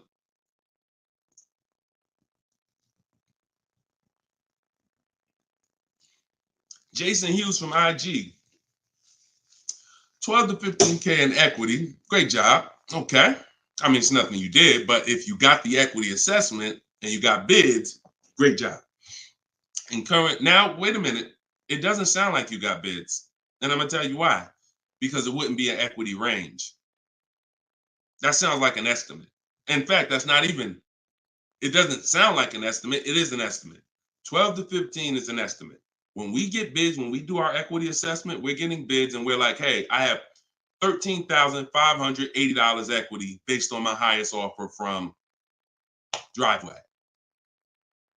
See, get out of the ambiguity. Get out of the middle there. Let's get finite, definite numbers and stay out of these ranges and estimates, especially on things that take us 20 minutes to do. Call your bank, get your payoff, go online, CarMax, Driveway, Carvana, AutoNation, sell my car, Car Guru, sell my car, Kelly's Blue Book, instant cash offer. 20 minutes. Get your equity. 8 payments left, not keeping 8 years, now a good time to lease. 100%. 100%. There's no benefit in waiting. Listen, that is the path for a lot of people, Jason. A lot of people are going to discover what we're doing here, teaching by the numbers, not by emotion. And they're going to realize that not leasing has cost me money. Should I wait or should I just transition now? There's no reason to wait. There's no reason to wait. The only thing that would make you wait when you do your equity assessment is you have too much negative equity, you can't get out. That's the only time. Or you have a credit situation where you need to actually get your smart car, get a car for 2 years, rebuild your credit, and then go lease. Anybody else, no benefit. I'd be leasing tomorrow because I had a friend of mine, he's a close friend of mine. He's actually in my program. You know, he uses our stuff. And he's like, he had a Kia Telluride. Well, he had an accident. Vehicle got totaled. Now, he said, now I know the 8-year rule, Deshone. I'm going to lease this next one. He gets his bids. Last week, he leased the Kia Telluride for under $500 a month. The same vehicle that he was paying hundreds of dollars every month for. More. Hundreds of dollars more per month. I don't know what his payment was, but I know what a Kia Telluride costs to purchase. A $45,000 Kia Telluride to purchase with no money down is $800-900 a month. So he's literally under $5, no money down, when he was just paying hundreds more than that. So you're in the same situation. No point in waiting. Transition to a great value lease. Get your offers. You wish you could. You wish you would have did it sooner. All right. Go ahead. Next question, Dolan. Car brands will no longer offer V6. Buy the lease. Let me talk about this question on TikTok. Not right now. Get the next one. Go ahead, Dolan. Put the one you're gonna put out. But get that question that this person just posted about car brands no longer offering V6s. Should he buy the lease? If you have one ready, though, put that one up. Deshone, will your book work for both lease and buy? Well, you know what? Let this person answer that for you because we just got this review. This book is outstanding. This is Barrett. And you can see all our reviews on goodreads.com. Must read, must have for anyone seeking to buy, lease, or even sell a car. It is presented in very professional, easy to follow, step-by-step manner that covers every situation. Every situation. Does your situation, Keith, fall under every? If so, we got you. Every situation from buying, leasing, with cash or credit, good or bad. Only thing that Barrett didn't put in there is used cars or new cars. That's in there too. So absolutely. So yes, I'll put the banner back up for all of you who are watching us on TV. You can you can scan the QR code here with your phone, with your camera, and you can get your book for 75% off, or you can go to deshonesbook.com. We have the link in the comments on Facebook or YouTube for you. And if you're on Instagram or TikTok, you can go to my bio, click that link, and then click the button for the 75% off and get your book for 75% off. You won't pay the normal $97. Okay? But yes. All right. I have a 2020 Nissan Sentra. This is Key. I don't want to butcher your name, so I won't try. But from YouTube, I have a 2020 Nissan Sentra. Had it for 2 years. My miles are 64,000 highway miles. Okay. I know I don't have equity. I was told don't trade it in. Would be a bad decision. It's true. We don't trade cars in. We get bids. So you need to find out what your equity position is. See many of you are finding out right now how important the equity assessment is. Whenever you have a current car, equity assessment. So when you call your bank, get your payoff, then you go and you get the offers. You're either going to be in a positive equity position or a negative equity position. Now, if you're in a negative equity position, there's three solutions for negative equity. 2 of them lead to a car, 1 of them doesn't. First is you get all your offers and you can pay the difference because these are the highest offers. So whenever the highest offers are these online bidders. They pay more than car dealers. In fact, 3 of them are car dealers that are bidding. So Kelly's Blue Book, Car Gurus, and Auto Nation are car dealers bidding. CarMax, Driveway, Carvana are online marketplaces, used car marketplaces bidding. So you're getting a wide range of diverse offers from people who compete every day to buy cars. and they cut you a check right then and there. They do an hour. Both times I went to CarMax, me and my mother separately, we were out in an hour. I've had people who sold to Carvana, Kelly Blue Instant Cash Offer. They do their inspection. And then they bring you a check. So if you can pay, let's say you said you don't have equity. So if that's the case, then you may have negative equity, which means you might owe 30 and your highest offer is 28. Then I would come up with the 2,000 and I would pay the difference all day long because I'm still winning through a bid. My car's value is maximized through a bid. And if I don't get bids, I'm not maximizing my car's value. So now, second, when we can't pay the difference, then that means we must trade. This is the only scenario where we trade because you need now one part of the bidding strategy you can't do. So you're going to do the other part of the bidding strategy, which is now think about what car you want. Okay, I want a Toyota Camry. Now I'm going to get my bids. I'm going to get the lowest bid, the dealer that's going to sell me the car for the lowest amount, and then I'm going to purchase from them. But before I can purchase, now I need to bring my old car into the scenario and ask them, how much is my old car worth to you? Now that's the winning dealer. You need them to bring that loan because you need them to carry that negative equity you have and put it on top of your existing deal. So you cannot depend on, don't even think that they're going to pay the amounts you had over here. Oh, Driveway was offering me 29.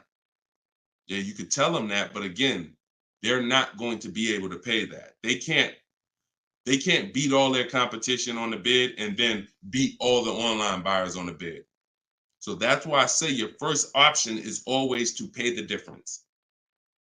Because you can win with bids there, you maximize, and then you do a separate transaction, you can still keep them separate.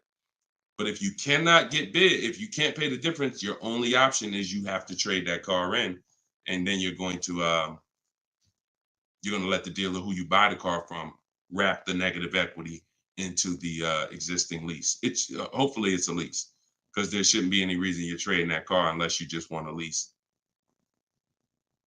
To buy another car, unless you're saying you're keeping it 8 years, which, like I said, most people, I've been doing this for years, they're going from a finance to a lease. Now, one more scenario. I told y'all, it's 3 ways out of negative equity. One leads to no car. You have too much negative equity and you cannot put it on top of the actual deal because banks have loan to value ratios. So if you have $10,000 of negative equity, you can't just slap that on top of a $30,000 or $40,000 car. It's going to be too much unless you put money down. So you can't if you got some cash, you can make the deal happen, but you're not going to be able to do a no money down deal because you're looking to have the bank approve the car, the tax, the fees, which probably another $1,500, and 10 grand of negative equity.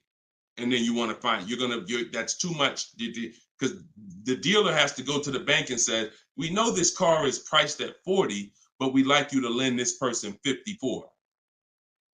They're not going to do it. They might lend max 50. So the more negative equity you have, if it's too much, you're either going to have to bring some cash to the table to get the deal done. And if you have no cash, you got to wait. You got to pay down the car. It's the only option. That's why I say, know the cause of negative equity. It's usually because you haven't leased. 99, I could tell you the way out. I just gave you the way out. That's in my book, 3 strategies for negative equity. But when if you don't know the cause and you just turn around and get another purchase and you're not keeping it 8 years, you're going to be in negative equity again and again. And there's plenty of people, and some of you, maybe you, where you're like, dag, Deshone, that's me. Every time I go get a car, negative equity, negative equity, negative equity. It's like a vicious cycle. And the solution is you need to lease. What's causing that is you don't lease. So you're overpaying by thousands of dollars. All right. So Listen, y'all, we will be back. We like to do these shows twice a day. If you're on my email list, you'll get the notification. We like to get through as many questions as possible, keep this around an hour, 15 minutes. And so all of you, appreciate you coming. If you want every single thing I teach in one spot in a step-by-step format, that's my new digital book. It's called Cars from Home, 7 Steps to Saving Time, Money, and Avoiding Dealerships. And you can get yours for 75% off in the comment section on YouTube. We got a comment section that's pinned, deshonsbook.com. Same thing on TikTok. I'm the same thing on Facebook. But if you're on Instagram or TikTok, it's in my bio. There's a website right in my bio. Click it and grab your 75% off. You'll get it for $24 instead of the normal $97. Now, if you went there and that timer started, then certainly get there before it hits zero, because once it hits zero, you have to pay the 97, which is still a great price. So my goal for this book is to be the most valuable book financially that you've ever gotten. That is my goal. So use it. Write me with your success stories. Show me your deals when you pick up your cars. Write me, email me, Deshone, just like Tiffany did. I want all of you emailing me your deals so that I can share them on the show. All right. So we'll be back. We'll be back with the next show. This was episode 9. Thank you for coming, and I will see y'all on the next show. God bless you.